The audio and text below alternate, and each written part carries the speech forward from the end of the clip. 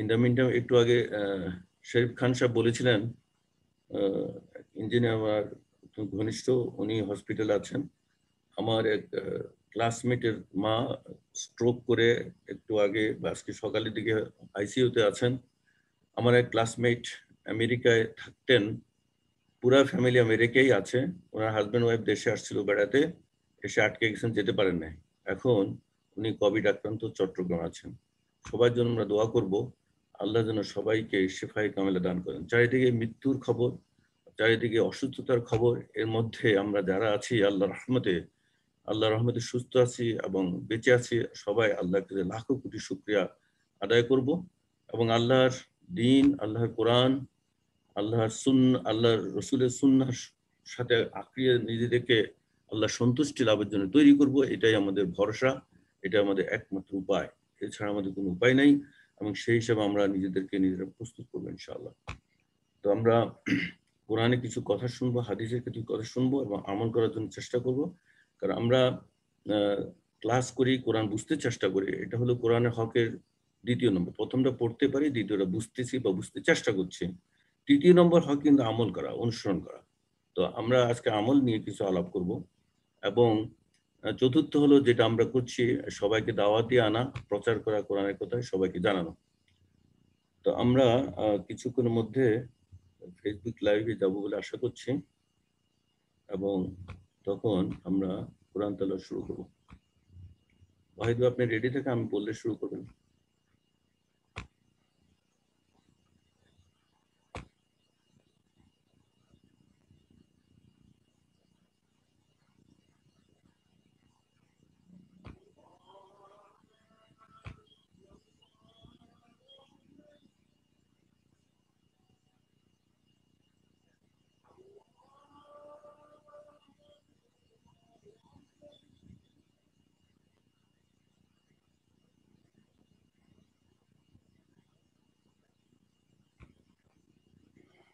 اللهم اغفر وارحم وانت خير الراحمين اللهم اغفر لي ولوالدي وللمؤمنين يوم يقوم الحساب ربنا اغفر وارحم وانت خير الراحمين ربنا اغفر وارحم وانت خير الرازقين ربنا اغفر وارحم وانت خير الحافظين.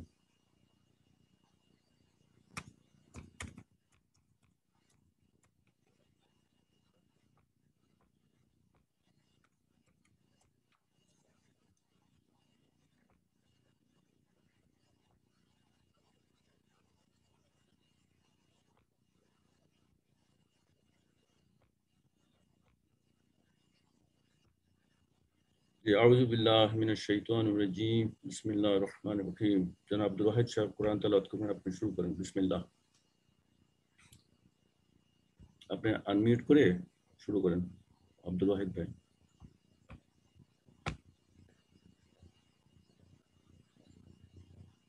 Unmute করেন আব্দুল ওয়াহিদ ভাই।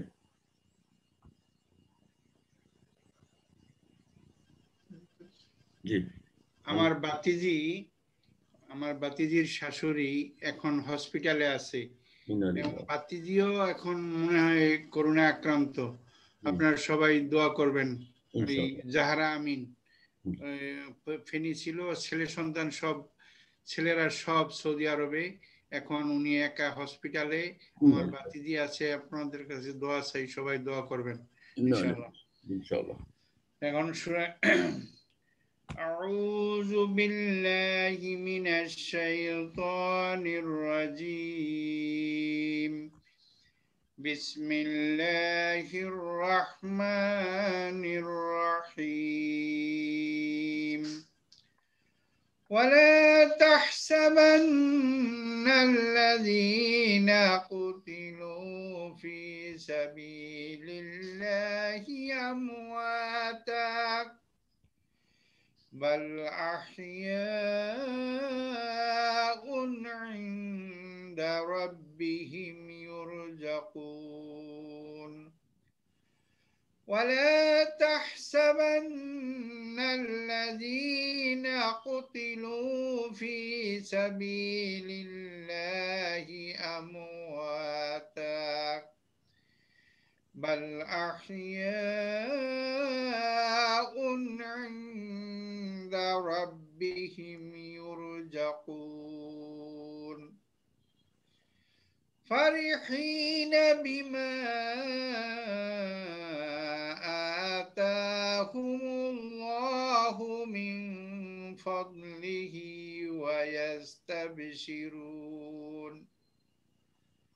ويستبشرون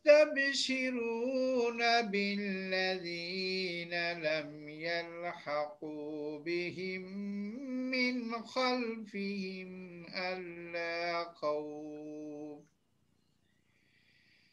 ألا خوف عليهم ولا هم يحزنون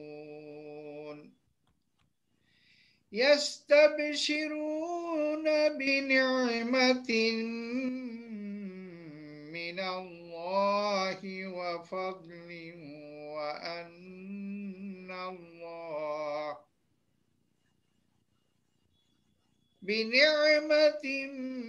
الله وفضل وأن الله لا يضيع أجر المؤمنين الذين استجابوا لله ورسوله من بعد ما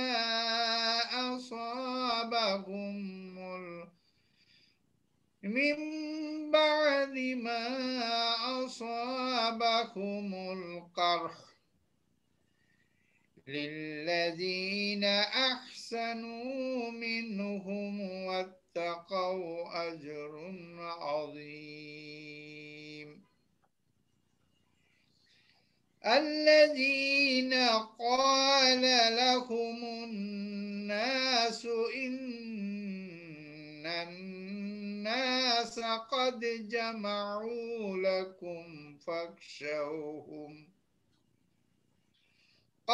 جمعوا لكم فاخشوهم فزادهم إيمانا وقالوا حسبنا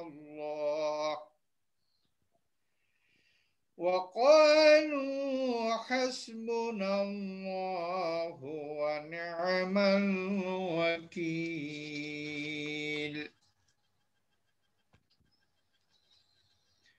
فانقلبوا بنعمة من الله وفضل لم يمسسهم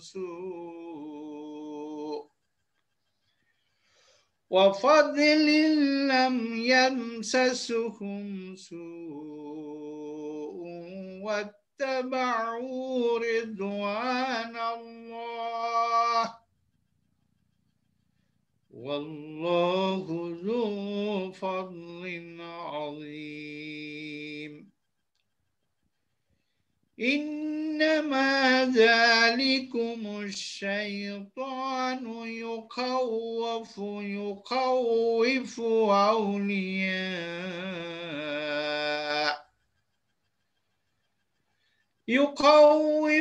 أولياءه فلا تخافوهم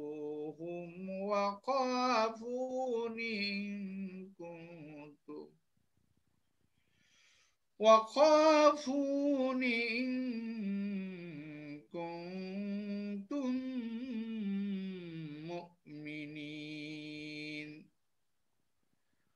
ولا يحزنك الذين يسارعون في الكفر إنهم لن يضروا الله شيئا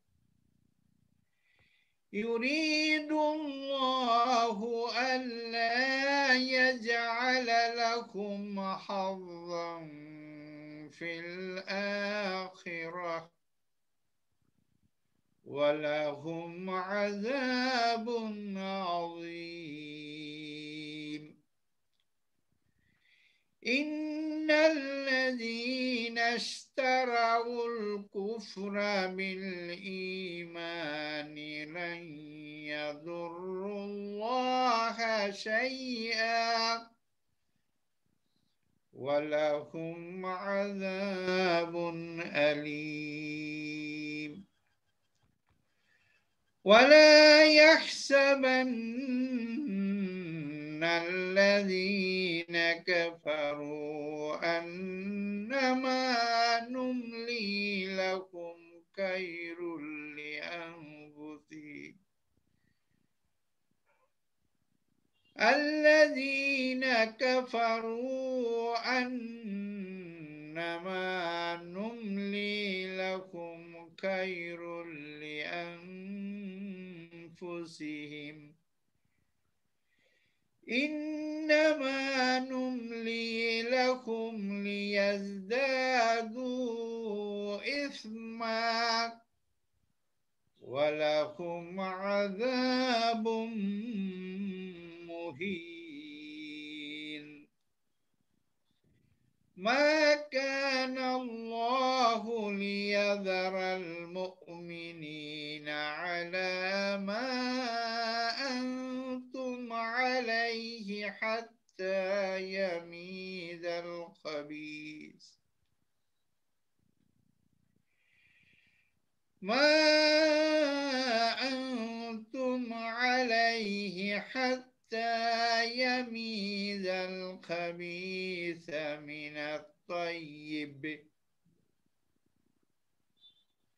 وما كان الله ليطلعكم على الغيب ولكن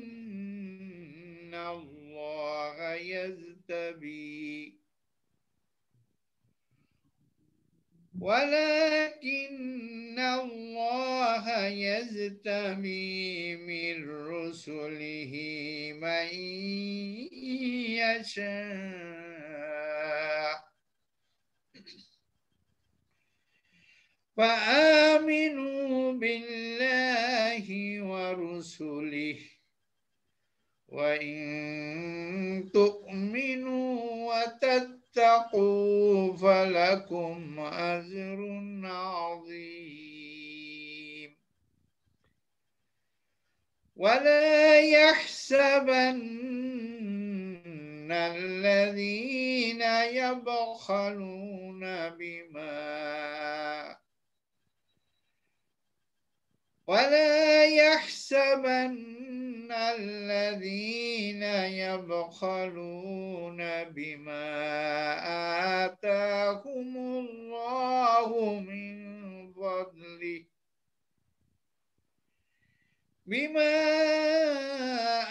آتاهم الله من فضله وهو خير لهم بل هو شر لهم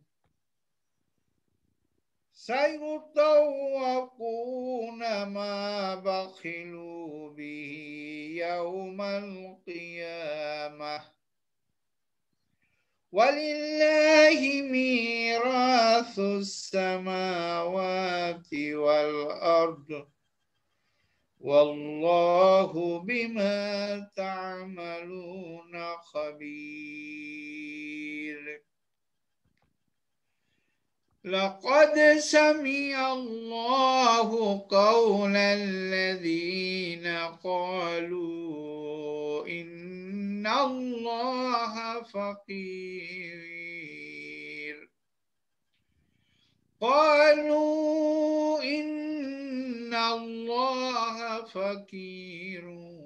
ونحن أغنياء سنكتب ما قالوا وقتلهم الأنبياء بغير حق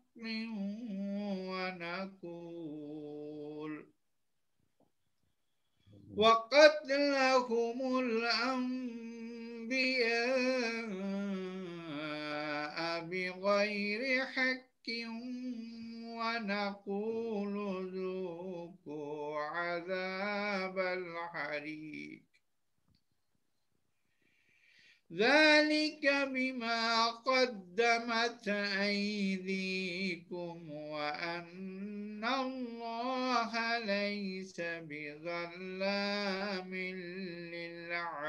للعبيد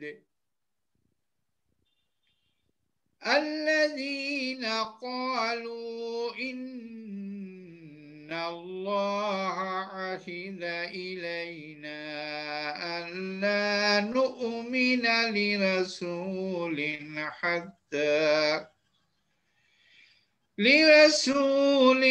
حتى يأتينا بقربان تأكله النار قل قد جاءكم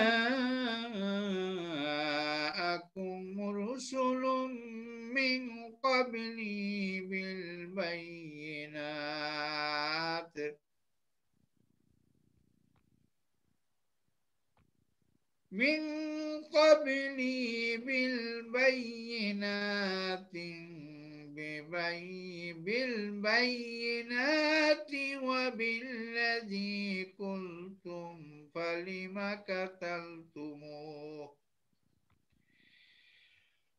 وبالذي قلتم فلم قتلتموهم إن كنتم صادقين صدق الله العظيم وصدق الرسول الكريم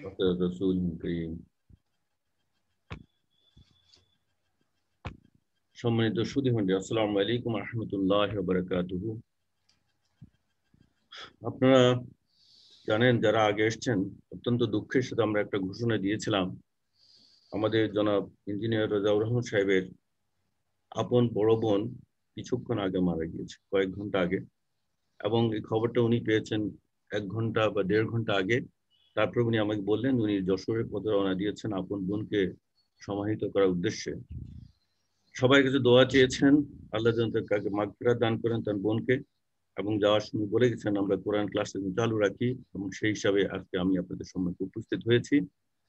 এর মধ্যে আমরা অনেকগুলি মৃত্যুর খবর পেয়েছি, অনেক অসুস্থতার খবর পেয়েছি, এবং সেই পরিপ্রেক্ষিতে আমরা আল্লাহর দরবারে সবাই কায় মনোবাক্যে প্রার্থনা করব, দোয়া করব, আমরা ভিক্ষা চাইব যেন আল্লাহ আমাদের সবাইকে মাফ করে দেন।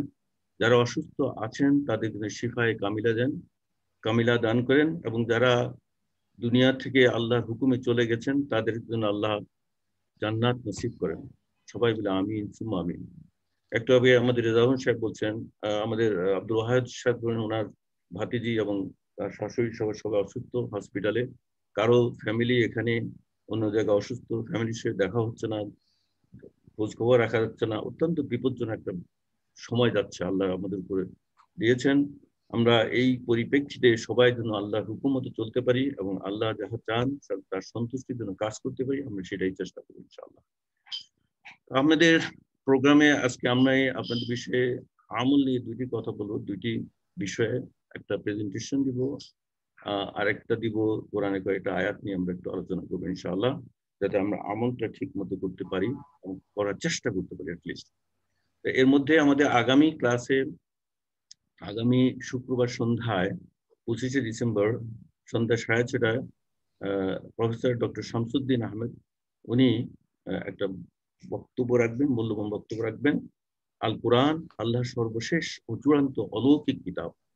আমরা কোরআনে অনেকগুলি মুজিজা সম্বন্ধে অনেক আলোচনা করেছি। যারা এই ক্লাসে ছিলেন আগে, আমি একটা আলোচনা করেছি সূরা ইখলাসের মুজিজা। আপনারা বুঝতে পেরেছেন প্রত্যেকটি সূরা, প্রত্যেকটি আয়াতে আল্লাহর অনেক অনেক মুজিজা আছে, যেটা আমাদের বুঝতে হবে, অনুধাবন করতে হবে। আফালা ইয়াতাদাব্বারুনাল কুরআন আম আলা কুলুবিন আকফালুহা, কেন আমরা চিন্তা গবেষণা করবো না কোরআন নিয়ে? সেটাই যে অলৌকিক একটি কিতাব, এই কিতাব পৃথিবীতে আর নাই, এবং আল্লাহ পাকের পক্ষ থেকে নাজিল করেছেন হযরত মুহাম্মদ সাল্লাল্লাহু আলাইহি ওয়াসাল্লামের উপরে। আমাদের জন্য যা অনুসরণীয়, জীবনের প্রতিটি ক্ষেত্রে, প্রতিটি মুহূর্তে, প্রত্যেকটা বিষয়ে আমাদের কোরআনকে অনুসরণ করব এবং যে কোরআন যে অলৌকিক যে সমাধান দিয়েছে সেই সমাধান খুঁজবো, এ নিয়ে আমরা চিন্তা গবেষণা করবো ইনশাআল্লাহ। তো আজকে আমি যে বিষয়ে প্রথমে একটু বিষয়ে একটু আলোচনা করি, পরে আরেকটি বিষয়ে যাবো ইনশাআল্লাহ। প্রথম বিষয়টা হলো আমরা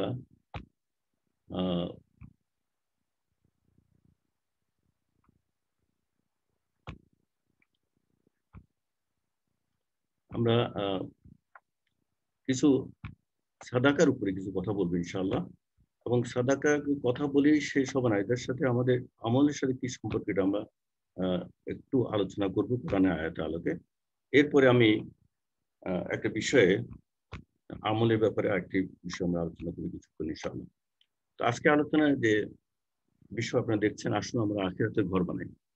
দুনিয়াতে আমরা যারা বয়স হয়ে গেছে এবং আমরা যারা এসছি, আমরা এখন খুবই একটা সংকটকালে অতিবাহিত করছি। কে কখন আইসিইউতে ভর্তি হয়ে যাব আর ফিরে আসবো না, কারোর সাথে দেখা হবে না, এটা আমরা কেউ জানি না, একমাত্র আল্লাহ পাকই জানেন। তো কাজেই আল্লাহর বাণীগুলি আমাদের জেনে আমল করে চেষ্টা করে যাওয়ার জন্য আমাদের ব্যবস্থা করতে হবে। সেই পরিপ্রেক্ষিতে আজকে আমি কয়েকটা আয়াত নিয়ে আলোচনা করে তারপর একটা বিষয় আমি যাবো ইনশাআল্লাহ। আসুন আমরা আখিরাতে ঘর বানাই। আসলে ঘর বানানোর জন্য কেন আমরা বানাবো, কেন আমরা ঘর বানানোর জন্য চেষ্টা করবো? আল্লাহ পাকের পবিত্র কোরআনে আয়াতে বলছেন, আমিনু বিল্লাহি ওয়া রাসূলিহি ওয়া আনফিকু মিম্মা জাআলাকুম মুস্তাখলাফিনা ফীহি ফাল্লাযীনা আমানু মিনকুম ওয়া আনফাকু লাহুম আজরুন কাবীর। তোমরা ঈমান আনো আল্লাহর প্রতি, তার রাসূলের প্রতি, আর আল্লাহ তোমাদের যা কিছুর উত্তরাধিকারী করেছেন তা থেকে ব্যয় করো। ব্যয় করো আল্লাহর প্রতি। তোমাদের মধ্য থেকে যারা ঈমান আনে এবং ব্যয় করে আল্লাহর প্রতি, তাদের জন্য রয়েছে মহাপুরস্কার। আল্লাহ পাক আয়াত দিয়ে আমাদের বলে দিচ্ছেন পুরস্কারটা আমরা কোথায় পাবো। তো তার কাজেই আমরা দুনিয়াবী পুরস্কারের জন্য আমরা তো সারা জীবন সংগ্রাম করে গেলাম, এবং কোথায় পুরস্কার পাবো সেটা আমরা ভালো করে জানি বা বুঝি, অনেকে পেয়েছি বা পাচ্ছি বা চেষ্টা করছি। কিন্তু আখেরাতে পুরস্কার কথা আল্লাহ পাক আমাদের জানাচ্ছেন। কাজে আমরা আখেরাতে পুরস্কার কোথায় আছে সেটা জানার জন্য কোরআনে কয়েকটা আয়াত দেখলাম, বুঝতে পারবো আল্লাহ পাক নিজে যেখানে ঘোষণা করেছেন, কাজে আমাদের চিন্তার কোনো কারণ নেই। তোমাদের মধ্যে থেকে যারা ঈমান এবং ব্যয় করে আল্লাহর প্রতি, তার জন্য রয়েছে মহাপুরস্কার। তো আমরা আলহামদুলিল্লাহ, আমরা যারা এখানে আছি বা আমরা যারা মুসলমান আছি, তারা তো সবাই ঈমান এনেছি। যারা ঈমান আনার পরে কি করতে হবে? আল্লাহর কাছে পুরস্কার পেতে হলে মহাপুরস্কার, তাহলে আমাদের আল্লাহর প্রতি খরচ করতে হবে। যেহেতু আল্লাহ পাক বলছেন এখানেই আমাদের জন্য অনেক পুরস্কার, সেই পুরস্কার যদি আমরা পেতে চাই আমাদেরকে এখানে খরচ করতে হবে। তারপরে আল্লাহ পাক আরেকটি আয়াতে বলছেন যে তোমাদের কি হয়েছে, তোমরা কেন ব্যয় করবে না আল্লাহর প্রতি? দেখেন আল্লাহ আমাদের প্রশ্ন করছে তোমাদের কি হয়েছে, তোমরা কেন ব্যয় করবে না আল্লাহর প্রতি? অথচ মহাকাশ এবং পৃথিবীর মালিক তো আল্লাহ। আল্লাহ বলছেন আমাদের যা পেয়েছি আমরা বা যা আল্লাহ পাক আমাদের দিয়েছেন সব তো আল্লাহই দিয়েছেন। তাহলে আমরা আল্লাহর প্রতি কেন ব্যয় করবো না? এর কোনো কারণ তো নেই। কাজেই আল্লাহ পাক যেখানে বলছেন যে মহাকাশ এবং পৃথিবীর মালিক আল্লাহরই, সবকিছু আল্লাহর মালিক, যে আমাদের সম্পদ, পৃথিবীর যার যার সম্পদ, পুরো পৃথিবীটা আল্লাহর। কাজেই আমি যেই অংশটুকু, সামান্য অংশটুকুর মালিক হয়েছি, ওখান থেকে আল্লাহ প্রতি আমাকে অবশ্যই ব্যয় করতে হবে। কারণ ব্যয় করলে কি আছে? মহাপুরস্কার। কতটুকু পুরস্কার? আরেকটা আয়াত আসবে, তোমাদের যারা বিজয়ের আগে ব্যয় করেছে এবং যুদ্ধ করে তারা ওইসব লোকদের চেয়ে মর্যাদা শ্রেষ্ঠ, যারা ব্যয় করেছে এবং যুদ্ধ করে বিজয়ের পর। কাজে এখানে যদিও এটা কোনো একটা ঘটনার সাথে সম্পৃক্ত, বাট আল্লাহর আয়াতগুলি সর্বজনবিদিত এবং ব্যয় করার জন্য আল্লাহ একটি উৎসাহ প্রদান করেছেন বিভিন্ন এক্সাম্পল বা মাসালের মাধ্যমে। কাজে আমাদের আল্লাহ পাক যেখানে বলছেন লাস্ট সেন্টেন্স, তবে আল্লাহ উভয়ের জন্য কল্যাণের ওয়াদা দিয়েছেন, তোমরা যা আমল করো আল্লাহ সে বিষয়ে খবর রাখেন, ভালো করে খবর রাখেন। কাজে আমরা আল্লাহর প্রতি ব্যয় করার জন্য এই আয়াত আমরা দেখতে পারি এবং এই আয়াত অনুযায়ী আমরা চিন্তা ভাবনা করতে পারি যে আমাদের একটা অংশ ব্যয় করা। এখানে আরেকটা বিষয়, সেদিন গত ক্লাসে আমাদের প্রশ্ন আলোচনা হয়েছিল, গর্জান হাসানা। গর্জান হাসানা বলতে কি বলে, কি বোঝা যায়? কে আছে যে আল্লাহ দিবে উত্তম ঋণ? তাহলে তিনি বহুগুণে বৃদ্ধি করবেন, তাহার জন্য রয়েছে সম্মানজনক পুরস্কার। এই পুরস্কারের কথা আল্লাহ সূরা আম্বিয়ার 7 নম্বর আয়াতে বলছেন, সেই পুরুষের কথা এখানে আবার রিপিট করছেন। কে আছে যে আল্লাহর দিকে দিবে উত্তম ঋণ? এই উত্তম ঋণ বলতে আমরা বুঝছি যে আল্লাহর পথে খরচ করাটাকে উত্তম ঋণ বলা হয়। কারণ আমরা সেদিন সূরা ফুরকানের ওই আয়াতটা পড়েছিলাম, সূরা সফের ওই আয়াতটা পড়েছিলাম, ইয়া আইয়ুহাল্লাযীনা আমানু হাল আদুল্লুকুম আলা তিজারাতিন তুনজিকুম মিন আযাবিন আলীম। এই তিজারা শব্দ তো ব্যবসা, তো ব্যবসা হলে ঋণ দরকার, এবং সেই ঋণের কথার পরিপ্রেক্ষিতে আল্লাহ বলছে কারজান হাসানা, এই ঋণ দিতে পার লাগে। ঋণ দিলে যে ব্যবসা করবেন অত্যন্ত অত্যন্ত লাভজনক ব্যবসা। আল্লাহ পাক আমাদের বলছে ব্যবসা করো, ব্যবসা করতে কি করতে হবে? লোন নিতে হবে। লোন মানে কর্জা হাসানা দিতে হবে। কাকে দিয়ে কর্জা হাসানা? আল্লাহর পথে খরচ করাটাই কর্জা হাসানা। তাহলে তিনি বহুগুণী ভাবে বৃদ্ধি করবেন তাহার জন্য, এবং আর তাহার জন্য রয়েছে সম্মানজনক পুরস্কার। আমি পুরস্কারের যে আয়াত, সেই কয়টা আয়াত আনলাম, যে এখানে রয়েছে আল্লাহর তরফ থেকে পুরস্কারের ঘোষণা একটার পর একটা। দানশীল পুরুষ ও দানশীলা নারীগণ এবং যারা আল্লাহকে উত্তম ঋণ দান করে কর্জা হাসানা, তাহাদিকে দেওয়া হবে বহুগুণ বেশি, এবং তাহাদের জন্য রয়েছে সম্মানজনক পুরস্কার। বারে বার আল্লাহ পাক পুরস্কারের ঘোষণা দিচ্ছেন। আমরা বান্দা হইয়া যদি এই পুরস্কারটা বুঝতে না পারি এবং আল্লাহর পথে খরচ করতে না পারি বা খরচ করতে না চাই, আমরা যদি বেঁধে রাখে, তাহলে তো দুনিয়াবি মায়া যদি বেঁধে রাখে, তাহলে তো আমরা আল্লাহর পুরস্কার পাবো না। তো আমি একবার আজকে বলার উদ্দেশ্য হলো, আমি আগামী 1 জানুয়ারি 2021 সালে শুক্রবার সন্ধ্যায় একটা সাবজেক্টের উপরে বিশদ আলোচনা করব। তার পরিপ্রেক্ষিতে 2-1টা আয়াত এখানে বলছি। ওটা প্রায় 1 ঘন্টাতে বেশি আলোচনা হবে। ওখানের মধ্যে আমরা দেখাবো কোনটা কর্জে হাসানা, কোনটা সাদাকা, কোনটা যাকাত, এবং কোনটা আপনার ওয়াসিয়াত করা যাবে, ওয়াসিয়া করতে হবে, সেটা সম্বন্ধে আমরা আলোচনা করব, বিস্তারিত আলোচনা। আজকে জাস্ট সময় আসছে বলে, এবং আমরা কি করব সেটা একটু আইডিয়া দেওয়ার জন্য আমরা আজকে কয়েকটা টেনেছি ইনশাআল্লাহ। এটা কয়েকটা হাদিস আছে। আর তিরমিজি বলছে, প্রফেট সাল্লাল্লাহু আলাইহি ওয়াসাল্লাম, পিস বি আপন হিম, গিভ চ্যারিটি উইদাউট ডিলে। মানে যখন আপনি সুযোগ পাবেন, আর ডিলে করবেন না। কেন ডিলে করবেন না? এই যে ধরেন, একটু আগে খবর পেলাম যে রাজন সাহেবের আপন বোন মারা, উনি কি জানতেন? জানতেন না, গতকালে জানতেন না। কাজেই আমরা যখনই চ্যারিটি সময় পাই, ডোন্ট ডিলে, যখন দিতে হবে সাথে সাথে দিবেন। এবং এটা হযরত মুহাম্মদ সাল্লাল্লাহু আলাইহি ওয়াসাল্লাম আমাদেরকে জানিয়ে দিয়েছেন, শিখিয়ে দিয়েছেন। এবং এটাও বলছেন যে এটা পুরস্কারগুলি অসংখ্য পুরস্কার। আল্লাহর ঘোষণা ছাড়াও রাসূলুল্লাহ সাল্লাল্লাহু আলাইহি ওয়াসাল্লাম বিভিন্ন হাদিসে অনেক অনেক উপকারের কথা বলেছেন। সাদাকা দ্বারা অনেক কিছু হয়, যেগুলো আমরা পরে বিস্তারিত আলোচনা করবো ইনশাআল্লাহ। সূরা কাসাসে ৭৭ নম্বর আয়াতে আল্লাহ বলছেন, আল্লাহ তোমাকে যা দিয়েছেন তা দিয়ে আখিরাতের ঘর সন্ধান করো। আমাকে যা দিয়েছেন তার মানে হলো, আল্লাহ পাক যে সম্পদ আমাকে দিয়েছেন, সেই সম্পদ দিয়ে আমি আখিরাতে ঘর সন্ধান করবো। এটা এটা আল্লাহ পাক আমাদেরকে শিখিয়ে দিচ্ছেন। অবতাগি ফীমা আতাকাল্লাহু দারাল আখিরাহ। দারাল আখিরাহ আখিরাতের ঘর। দুনিয়া তোমার দায়িত্ব আমাকে ভুলে যাও, তবে সেই দান কতটুকু বা সেই খরচ কতটুকু আল্লাহর পথে, সেটা একটা লিমিট আছে। আমরা রাসূলুল্লাহ সাল্লাল্লাহু আলাইহি ওয়াসাল্লাম হাদিসের মধ্যে আমরা জানতে পারি, এবং সেটা নিয়ে আমরা আলোচনা করবো ইনশাআল্লাহ। এবং হাদিস এনেই আমরা দেখাবো যে আমরা কতটুকু দান করতে পারি, কতটুকু দান করা উচিত, এবং সেই হিসাবে আমরা ইনশাআল্লাহ দান করব। তবে এই জন্য আল্লাহ এখানে বলছে, তোমরা যা দিয়ে তাদের আখিরাতে ঘর সন্ধান করে। ঘর যদি আমি দুনিয়ার সব দিয়ে দিই ঘরের জন্য, তাহলে হবে কিনা, সেটা আমরা রাসূল সাল্লাল্লাহু আলাইহি ওয়াসাল্লামের আদর্শকে অনুসরণ করবো, এবং তার বক্তব্য বা হাদিস নিয়ে আমরা সেই দানটা কতটুকু দিব, কিভাবে দিব, সেটা নিয়ে আমরা আলোচনা করবো এই প্রেজেন্টেশনে। আখিরাতে ঘর সন্ধান করার জন্য কি আছে, 8 আখিরাতে ঘর সন্ধান করি। তো এখানে একটা প্রজেক্টের কথা দিয়েছে, একটা আপনার এখানে দ্বিতীয় কোনো কথা নাই, আপনি যেখানে ইচ্ছে দান করবেন, কোনো অসুবিধা নেই। বাট যেখানে আমরা একটা ভালো কাজ করতে যাবো বা চাইবো, সেখানে দান করলে মনে হয় ভালো হয়। এটা আপনার ইচ্ছা, যেখানে পারেন দান করবেন। দান করাটা মেন উদ্দেশ্য। কোথায় দান করবেন, এখানে দান করতে এমন কোনো কথা নেই। তো এখানে আল্লাহ পাক এটাও বলছেন, সূরা বাকারার 271 বোধহয়, 271, তোমরা যদি প্রকাশ্যে দান করো তবে উহা ভালো, আর যদি তাহা গোপনে করো এবং অভাবগ্রস্তকে দান করো, তাহা তোমাদের জন্য আরো ভালো, এবং তিনি তোমাদের কিছু পাপ মোচন করবেন, তোমরা যাহা করো আল্লাহ তাহাকে সম্যক অবহিত। এই আয়াতের দ্বারা আমরা জানলাম যে আমরা এখানে অনেকে ঘোষণা দিয়ে দান করেন, এটা কিন্তু খারাপ না। আল্লাহ বলছে ভালো, আমি খারাপ বলি কিভাবে? তো আজকে আপনাদের একটা সুখবর দিতে, আমাদের আব্দুল ওয়াহিদ ভাই, উনি আগে 13 ডিসেম্বর জমি দিয়েছেন মানার এডুকেশন কমপ্লেক্সের জন্য। উনি গতকাল ঘোষণা দিয়ে আরো 30 ডিসেম্বর জমি মানার এডুকেশন কমপ্লেক্সে দেওয়ার জন্য সব কাগজপত্র দিয়ে দিয়েছেন।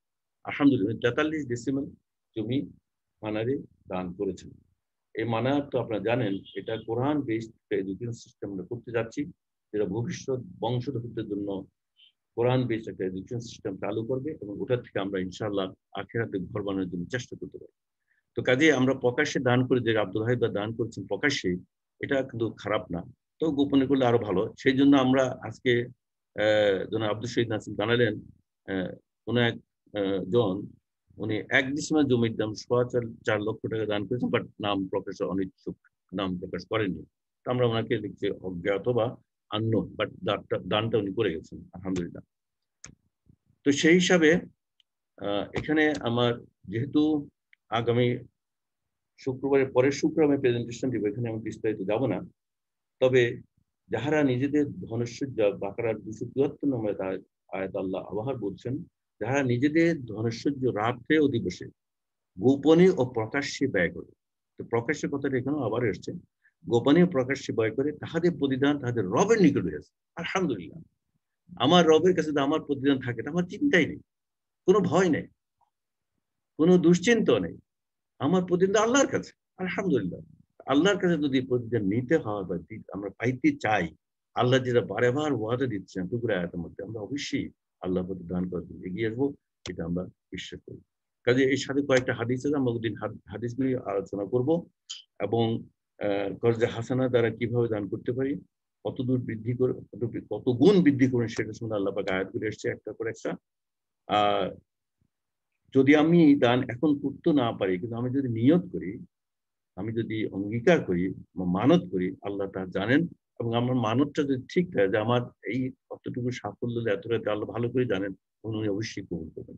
এই 270 নম্বর আয়াতে সেটা আমরা জানতে পারি। তো এখানে একটা হাদিস আমি আনছি, এখানে আমাদের ডক্টর তহর আলী আলাপ করেছেন যে হাদিস, সেটা নিয়ে আমি বলবো। 6442 নম্বর হাদিস বুখারী। হ্যাঁ, সে হাদিসে আল্লাহ আব্দুল্লাহ রাদিয়াল্লাহু তাআলা বর্ণনা করেন, নবী সাল্লাল্লাহু আলাইহি ওয়াসাল্লাম লোকদেরকে জিজ্ঞেস করলেন, তোমাদের মধ্যে কোনো ব্যক্তি নিজের সম্পদ হতে তার উত্তরাধিকারীর সম্পদকে অধিক প্রিয় মনে করে? প্রশ্ন করলেন রাসূলুল্লাহ সাল্লাল্লাহু আলাইহি ওয়াসাল্লাম সাহাবীদেরকে। তারা সবাই জবাব দিলেন, হে আল্লাহ রাসূল, আমাদের মধ্যে এমন কেউ নেই যে তার নিজের সম্পদকে সবচেয়ে অধিক প্রিয় মনে করে না। এমন কেউই নেই, সবাই নিজের সম্পদকে সবচেয়ে বেশি প্রিয় মনে করে। তখন তিনি বললেন, রাসূলুল্লাহ সাল্লাল্লাহু আলাইহি ওয়াসাল্লাম বললেন, নিশ্চয়ই মানুষের নিজের সম্পদ তাই যা সে সৎ কাজের ব্যয়ের মাধ্যমে আগে পাঠিয়েছে, আর সেই পিছনে যা রেখে যাবে তা তার ওয়ারিসের মাল, তার মাল না। সুবহানাল্লাহ। কাজেই আমি যদি আমার নিজের ভালোর জন্য, আখিরাতে ভালোর জন্য যদি সম্পদ নিয়ে না যাই, সেটাই আমার সম্পদ। আর আমার যে সম্পদ রেখে যাচ্ছি দুনিয়াতে, এটা আমার সম্পদ না। এই হাদিসের স্পষ্ট আমরা বুঝতে পারছি। কাজেই আমি ওয়ারিস সম্পদকে ভালোবেসে লাভ নেই, আমি আমার নিজের সম্পদকে ভালোবাসতে হবে। তো নিজের সম্পদ কোনটা? যেটা আল্লাহর প্রতি ব্যয় করব, বা ব্যয় করার জন্য মানত করব বা নিয়ত করব। কাজেই আমরা ইনশাআল্লাহ ওই দিন বক্তব্যে আমরা কিভাবে ওয়াসিয়া করতে হবে, এবং কিভাবে ওয়াসিয়া করলে আমাদের সম্পদ আমাদের সাথে যাবে, দুনিয়াতে থেকে যাবে, কিন্তু সম্পদের যেই আল্লাহ যে পুরস্কার, সে পুরস্কার আমাদের সাথে যাবে, সেটা ওয়াসিয়াতের মাধ্যমে, যেটা বাংলা বলে ওসিয়ত করা, আরবি শব্দ ওয়াসিয়া। ওয়াসিয়া করলে আমি মরার পরেও, আমার মৃত্যুর পরেও আমার সম্পদের সে অংশটুকু আমার জন্যই ব্যবহৃত হবে। আল্লাহ আমাদের সবাইকে তৌফিক দেন। সেই সুফিকটা আমরা ইনশাআল্লাহ সেদিন আলোচনায় অংশগ্রহণ করব, এবং তখন আমরা দেখব যে কিভাবে আমাদের সম্পদ থেকে আমরা চলে গেলেও আমাদের সম্পদ আমাদের জন্য সাদকায়ে জারিয়া হতে পারবে, সেটা নিয়ে আমরা অবশ্যই আলোচনা করব, এবং আপনারা ইনশাআল্লাহ অনেক কিছু জানতে পারবেন। আলোচনার মাধ্যমে আমরা স্থির করবো। তো এই শেষ আয়াতটা আমি দিয়ে আজকে এই পর্বটা আমি শেষ করব। এটা আপনারা জানেন সূরা মুনাফিকুনের আয়াত 10, 11, 9, 10, 11 আল্লাহ পাক বলছেন ওয়ানফিকু মিম্মা রাযাকনাকুম মিন কাবলি আন ইয়াতিয়া আহাদাকুমুল মাউত ফায়াকুল রাব্বি লাউলা আখারতানি ইলা আজালিন কারীব ফাসাদদাকা ওয়া আকুম মিনাস সালিহিন। দেখুন আল্লাহ পাক বলছেন 10 নম্বর আয়াতটা আমি পড়ছি, আমরা তোমাদেরকে যে রিজিক দিয়েছি তোমরা তাহা হইতে ব্যয় করিবে তোমাদের কাহারও মৃত্যু আসিবার পূর্বে। ভাই ও বোনেরা, আমরা কি জানি কার মৃত্যু কখন আসবে? কেউই জানি না, কেউই জানি না। হঠাৎ করে করোনায় অ্যাটাক হয়ে গেলে আইসিইউ গিয়ে ফেরত আসবে কিনা কেউ জানে, আল্লাহ ছাড়া কেউই জানি না। সেই মৃত্যুক্ষণ কখন, কার, কোথায়, কিভাবে আমরা কেউই জানি না। আমাদের সাথে একটু আগে আমাদের রেজলিউশনের ক্লাসমেটরা বলছিলেন যে ওনার ক্লাসমেট চলে গেল, জানতেন উনি চলে যাবেন, কে যে কখন চলে যায় কোনো ঠিক ঠিকানা নেই। আল্লাহ পাক এই আয়াতে আমাদের স্পষ্টভাবে বলে দিচ্ছেন, স্পষ্টভাবে বলে দিচ্ছে কি আমরা তোমাদের যে রিজিক দিয়েছি তোমরা তা হইতে ব্যয় করবে তোমাদের কারো মৃত্যু আসিবার পূর্বে, অন্যথায় মৃত্যু আসলে সে বলিবে হে আমার রব, আমাকে আরো কিছু কালের জন্য অবকাশ দিলে আমি পূর্ণ দান খয়রাত করিতাম এবং সৎকর্ম পরায়ণদের অন্তর্ভুক্ত হইতাম। সুবহানাল্লাহ। এক কুয়েটি আলেমের একটা পোস্ট আমি পড়েছি, পরে আমার মনে দাগ কেটেছে এবং এটা এখন মনে রেখেছি। উনি বলছে দেখেন যখন মানুষ মৃত্যুক্ষণ আসবে তখন তো আল্লাহকে এটা বলবে, কি বলবে যে আমাকে কিছু কালের জন্য, অল্প কিছু কালের জন্য, অল্প সময়ের জন্য অবকাশ দিলে আমি পূর্ণ দান খয়রাত করতাম। তার মানে মৃত্যুর পর পরে আল্লাহর কাছে সে বান্দার সবচেয়ে ইম্পর্টেন্ট জিনিস হবে দান করা। সুবহানাল্লাহ। উনি বলবেন না আমাকে একটু সময় দিলে আমি একটা কোরআন ক্লাস করতাম এক্সট্রা, উনি বলবেন না আমাকে একটু সময় দিলে আমি একটা হজ করতাম, একটা উমরা করতাম, উনি বলবেন না আমি গিয়ে আরো কিছু নামাজ সালাত আদায় করতাম, উনি কিছু বলবেন না আমি কিছু আরো তবলিগি কাজ করতাম। নো, একটা জিনিস বলবে সেটা সবচেয়ে ইম্পর্টেন্ট, মৃত্যুর পরে মৃত্যু পথযাত্রী সবচেয়ে ইম্পর্টেন্ট যেটা এই আয়াতের মধ্যে আমরা পেয়েছি, সেই কুয়েতি আলেমের যে যেটা বক্তব্য থেকে আমি যেটা শিখতে পেরেছি, সে কিছুই চাইবে না, একটা চাইবে আল্লাহ আমাকে সময় দিন আমি দান খয়রাত করে আসবো। চিন্তা করে দেখছেন কত বড় কথা। তার মানে আমাদের মৃত্যুক্ষণ আসলে যখন জেনে যাব আর আমার সময় নাই, আমি তো আর বাঁচবো না, আমি এখন তো মারা যাচ্ছি, আল্লাহর কাছে অনুনয় বিনয় করে শুধু একটাই সময় চাইবো যে দান খয়রাত করে আসা। তার মানে দান খয়রাত কত ইম্পর্টেন্ট এই আয়াত দ্বারা আমরা বুঝতে পারছি।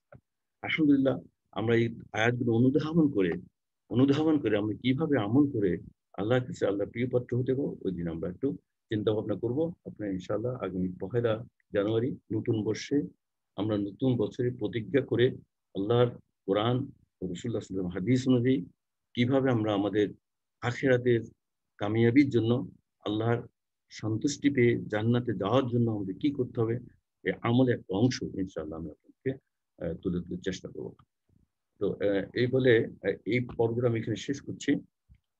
এরপরে আমি যেটা নিয়ত করেছি যে যেহেতু রেজাউল হিসেবে নাই, তাহলে আমি আরেকটা আমলের কথা বলবো যেটা আপনার জানেন, যদিও এটা এখনই প্রাসঙ্গিক না, তবে জেনে রাখা ভালো এই জন্য যে আসলে এই প্রেজেন্টেশনে আমি যেটা মনে করেছি যে হযরত আদম আলাইহিস সালাম থেকে শুরু করে হযরত মুহাম্মদ মুস্তাফা সাল্লাল্লাহু আলাইহি ওয়াসাল্লাম পর্যন্ত যত নবী রাসূলরা আসছেন তাদের ধারাবাহিকতা নিয়ে প্রেজেন্টেশন করা উচিত, যাতে আমাদের কোরআন পড়লে আমরা এই ধারাবাহিকতা জানলে আমার জন্য অনেক সুবিধা হয়, বুঝতে অনেক সহজ হয়। তো সেই জন্য একটা উপস্থাপনা আমি আগে করেছিলাম, উপস্থাপনার একটা অংশ হিসাবে আশুরার ঐতিহাসিক তাৎপর্য এবং এই দিনে ইবাদতের মর্যাদা নিয়ে কথা বলবো। বাট মেইন উদ্দেশ্য, আশুরা তো চলে গেছে, আবার আসবে ইনশাল্লাহ। বাট ওটার চেয়ে ইম্পর্টেন্ট হলো আমরা একটা আমল, এই আমলটার যে ধারাবাহিকটা আমরা জানছি যে হযরত আদম আলাইহিস সালাম থেকে শুরু করে কোরআনের যেসব আয়াত আছে এবং হাদিসে যেসব তথ্য আছে সব মিলে আমরা যে নবীর রাসূলদের ধারাবাহিকতার সম্বন্ধে একটু জ্ঞান নেব। এই জ্ঞান নিলে আমরা কোরআন বুঝতে সুবিধা হবে এবং কোরআনের কথাগুলি আল্লাহ পাক যেভাবে বলেছেন ওটা বুঝতে আমাদের জন্য সহজ হবে বলে আমি মনে করি। যে আমি এই প্রেজেন্টেশন সিলেক্ট করে যে আমি এটা নিয়ে কিছুক্ষণ আপনাদের সামনে বক্তব্য পেশ করব। তো আশুরা, যদিও আজকে সাবজেক্ট আশুরা সম্বন্ধে, কিন্তু আশুরা চলে গেছে, আরেকটা আশুরা আসবে, এটা কোনো সুন্দর প্রত্যেক বছর আল্লাহ যদি আমাদের সবাইকে বাঁচিয়ে রাখেন, আমরা ইনশাল্লাহ পরে আশুরায় আল্লাহর নির্দেশ হাদিস অনুযায়ী আমরা অবশ্যই আমলগুলি করব। বাট আমি যে ধারাবাহিকতাগুলি দেখাবো, এটা কিন্তু কোরআন, সুন্নাহ এবং ইতিহাস, এই তিনটা মিলে এই বক্তব্যটা পেশ করা হবে। কাজে কিছু ইতিহাস থেকে আমরা নিয়েছি, কারণ কোরআন হাদিসের সবকিছু এত বড় ইতিহাস, আদম থেকে শুরু করে মোহাম্মদ সাল্লাল্লাহু আলাইহি ওয়াসাল্লাম পর্যন্ত সম্ভব না কোরআন হাদিসের সবকিছু বিস্তারিত বর্ণনা করা। কাজে কিছু কিছু ইনফরমেশন আমরা পেয়েছি ফ্রম দ্য হিস্ট্রি, এবং হিস্ট্রি থেকে প্রত্নতাত্ত্বিক থেকেও হিস্ট্রি পেয়েছি, অনেকের ধারাবাহিকতা আরাবিয়ান হিস্ট্রি থেকে আমরা অনেক পেয়েছি, যেটা হয়তো অনেকে বলবেন এটা কোরআন হাদিসে না, আপনি বললেন কোত্থেকে, সেটা ইতিহাস থেকে নিয়েছে। কিন্তু আমাদের জানতে হবে যে এই ধারাবাহিকতা করতে হলে আমাদের কোরআন হাদিসের সাথে সাথে ইতিহাসের মধ্যে কিছুটা বক্তব্য রাখতে হবে, এবং সেটা আমাদের জানতে হবে। আরবি বর্ষের প্রথম মাস অর্থাৎ মুহররম মাসের 10 তারিখ মুসলিমদের জন্য একটি গুরুত্বপূর্ণ দিন। এই দিনটি আশুরা হিসেবে পরিচিত। আশুরা আশারা থেকে, আশার 10 আপনারা জানেন যারা কোরআন ক্লাস করেন এবং আরবি জানেন, সবাই জানেন আশারা, সে আশারা থেকে আশুরা। তো আরবি মাসের প্রথম মাস হলো মুহররম, সে মুহররম মাসের 10 তারিখ হলো মুসলিমদের গুরুত্বপূর্ণ দিন।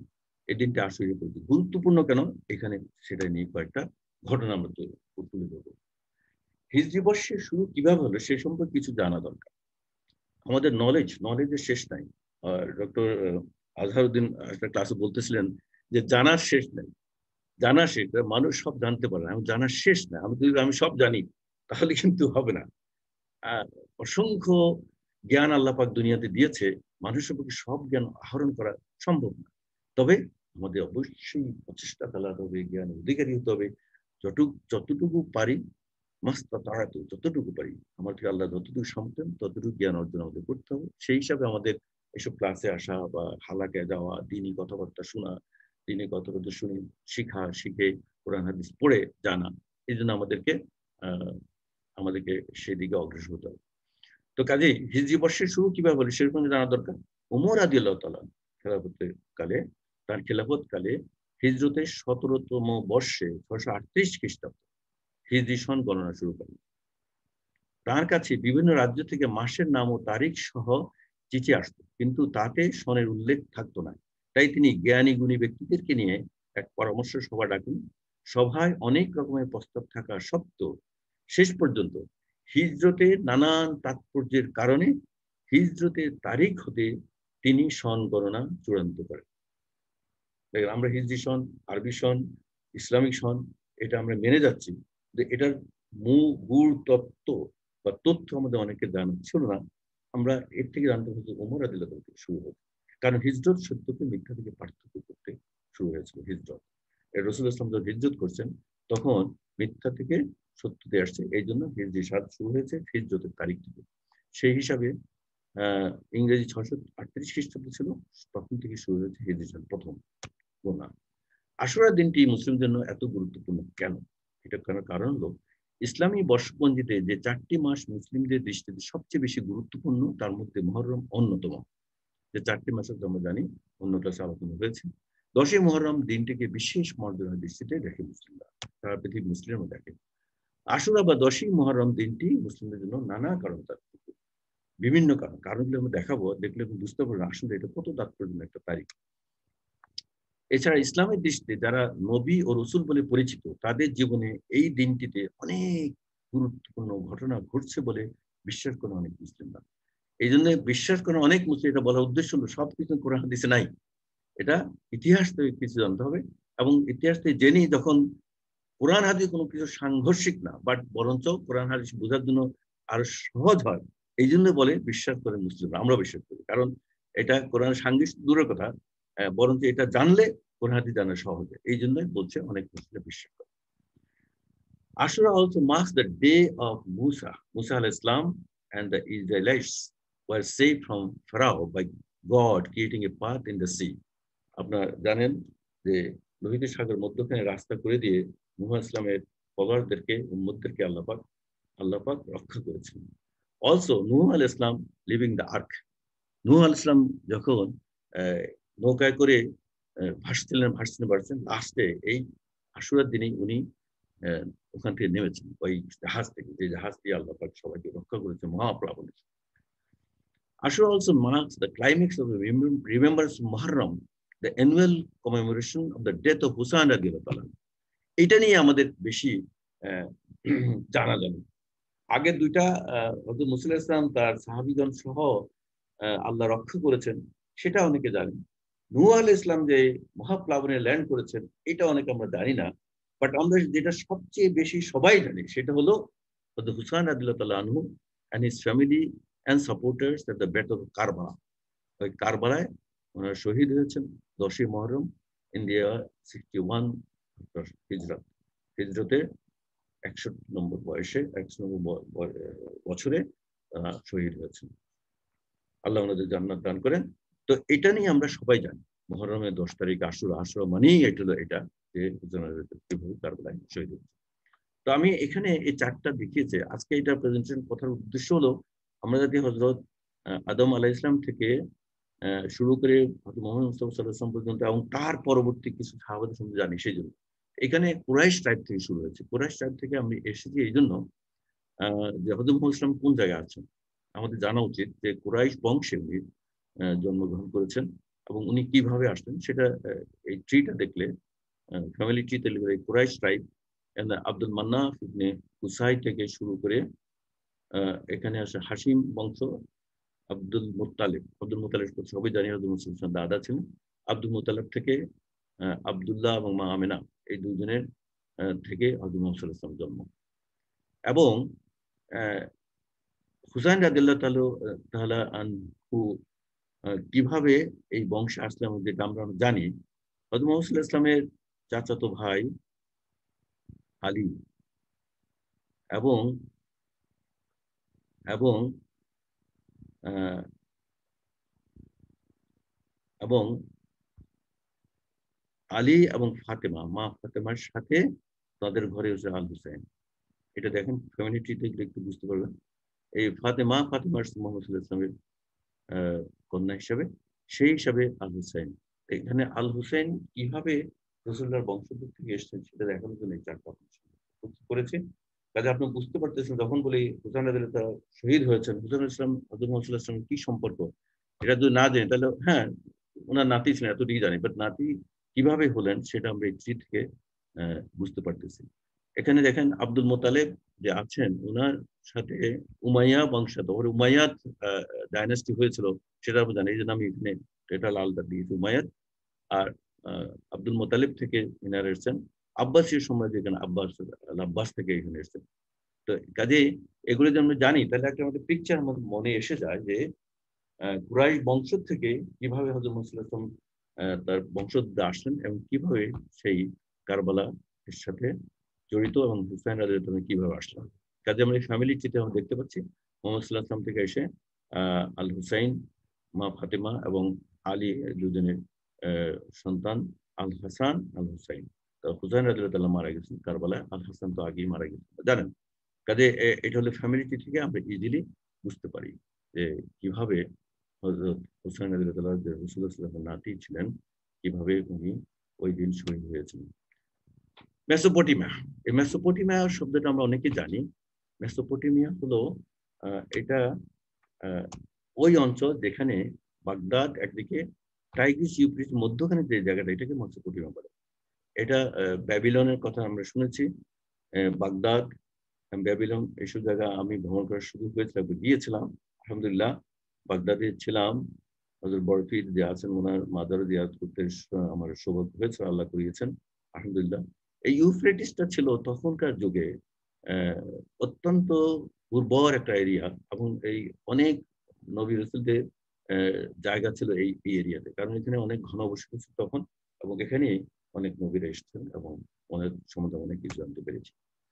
তার কাজে এই যে আশুরার কথা বলেছিলাম, কারবালার প্রসেশন, কারবালাকে একটা বিরাট একটা ঘটনা যেটা আমাদের দেশে বিদেশে এবং সারা পৃথিবীর শিয়া মুসলিমরা যারা শিয়া বলে নিজেদের দাবি করেন তারা এই কারবালা নিয়ে অত্যন্ত অনেক কিছু করেন যেটা হয়তো ইসলামী শরিয়াতে আমরা জায়েজ মনে করি না এবং আলেমরা মনে করেন না। কারণ আমরা শোক করবো, অবশ্যই শোক করবো, কিন্তু শোকের লিমিট থাকা উচিত। কিন্তু শিয়া সম্প্রদায় সেই লিমিটের বাইরে অনেক কিছু করেন। আপনি দেখতে পাচ্ছেন এই কারবালা গ্যাদারিং, এবং 10ই মুহররম মানে কারবালা, কারবানে হলো বিরাট গ্যাদারিং, বিরাট কিছু, এবং বিশ্বের বিভিন্ন দেশীয় মুসলমানরা মিছিল বের করে, মিছিল তাজিয়া বের করে, অনেকে মুনাজাত করে, প্রার্থনা করে, কান্নাকাটি করে হযরত হুসাইন রাদিয়াল্লাহু জন্য এবং হযরত আলীর জন্য এবং তার বংশধরদের জন্য। এটা একটা ছবি হলো পাকিস্তানি শিয়া সম্প্রদায়ের প্রার্থনার একটি অংশ। তবে বাংলাদেশে ক্ষেত্রে বিষয়টি ভিন্ন। বাংলাদেশে বিষয়টা ভিন্ন কেন? কারণ হলো আমাদের দেশে শিয়া সম্প্রদায় কম, কাজেই তাজিয়া মিছিল কিন্তু বের হয়। মেইনলি আমরা ছোটকাল থেকে দেখে আসছি মোহাম্মদপুর এলাকা থেকে বেরিয়ে আসতো, মোহাম্মদ মিরপুর, ওইসব দেশে কিছু বিহারিরা ছিল, বিহারিদের অনেকেই শিয়া মতাবলম্বী ছিল, কিন্তু তাজিয়া মিছিল হয় প্রচুর সুন্নি মতাবলম্বীরা অংশ নেয়, না বুঝে। সুন্নিরা যে অংশ নেয় সেটা অনেকে না বুঝে হয়তো নেয়, কিন্তু বাংলাদেশে এই চিত্রটা ভিন্ন। এই জন্য যেহেতু সুন্নি শিয়াদের সাথে সুন্নিরা জয়েন করে এই তাজিয়া মিছিল করে, এই জন্য একটু ভিন্ন। বিশ্বের বিভিন্ন দেশে শিয়া মতাবলম্বীরা তাদের নিজেদের শরীরে ছুরি মেরে কি করে দেখেন, যেগুলি শরীয়তের দৃষ্টিতে সুন্নিদের মতে, বড় বড় আলেমদের মতে জায়েজ না, তবু তারা করে কি করে, নিজেদের শরীরে ছুরি মেরে কষ্ট অনুভব করেন। তাদের বিশ্বাস নবী মুহাম্মদ সাল্লাল্লাহু আলাইহি ওয়াসাল্লামের দৌহিত্র নাতি হুসাইন রাদিয়াল্লাহু আনহুকে হত্যার সময় তিনি যে কষ্ট পেয়েছিলেন, তারাও নিজেদের পিঠে ছুরি মেরে সে কষ্ট অনুভবের চেষ্টা করে। এটা হলো শিয়াদের একটা মতবাদ, তারা আমল বলে, ওরা ভালো জানে। এমন দেখেন হাতে ছুরি, মানে ছুরি চালিয়ে সবাই রক্তাক্ত, সব রক্ত লাল, এগুলি রিয়েল রক্ত, এটা রং না। এটা কিন্তু করে তারা, এটা ব্লাড, রিয়েল ব্লাড, এবং সেটার জন্য তারা প্রসেশন করে এবং ব্লাড ব্লাড ব্লাড নিয়ে তারা বলে, ওই যে বললো মরার সময় যে কষ্ট পেয়েছেন, ওরা নিজেরা সেই কষ্ট পেয়েছেন।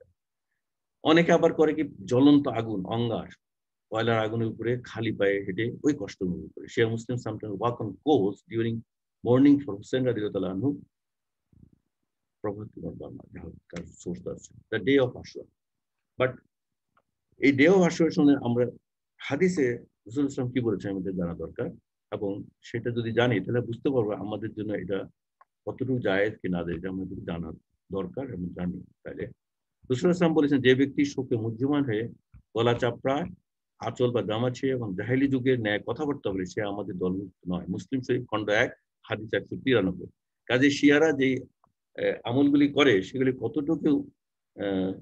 কতটুকু আমাদের জন্য গ্রহণযোগ্য, আমরা এই হাদিস থেকে জানতে পারি যে আসলে এটা কিন্তু রাসূল ইসলাম হাদিসের বিরুদ্ধে। তো কাজে বাংলাদেশের মতো মুসলিম সংখ্যাগরিষ্ঠ দেশগুলিতে 10ই মুহররমকে সরকারিভাবে বেশ গুরুত্ব দেওয়া হয়। আমাদের সরকারি ছুটি, এদিন সরকারি ছুটিও থাকে সব সময়, সব দেশে, সব মুসলিম দেশে সরকারি ছুটিও থাকে।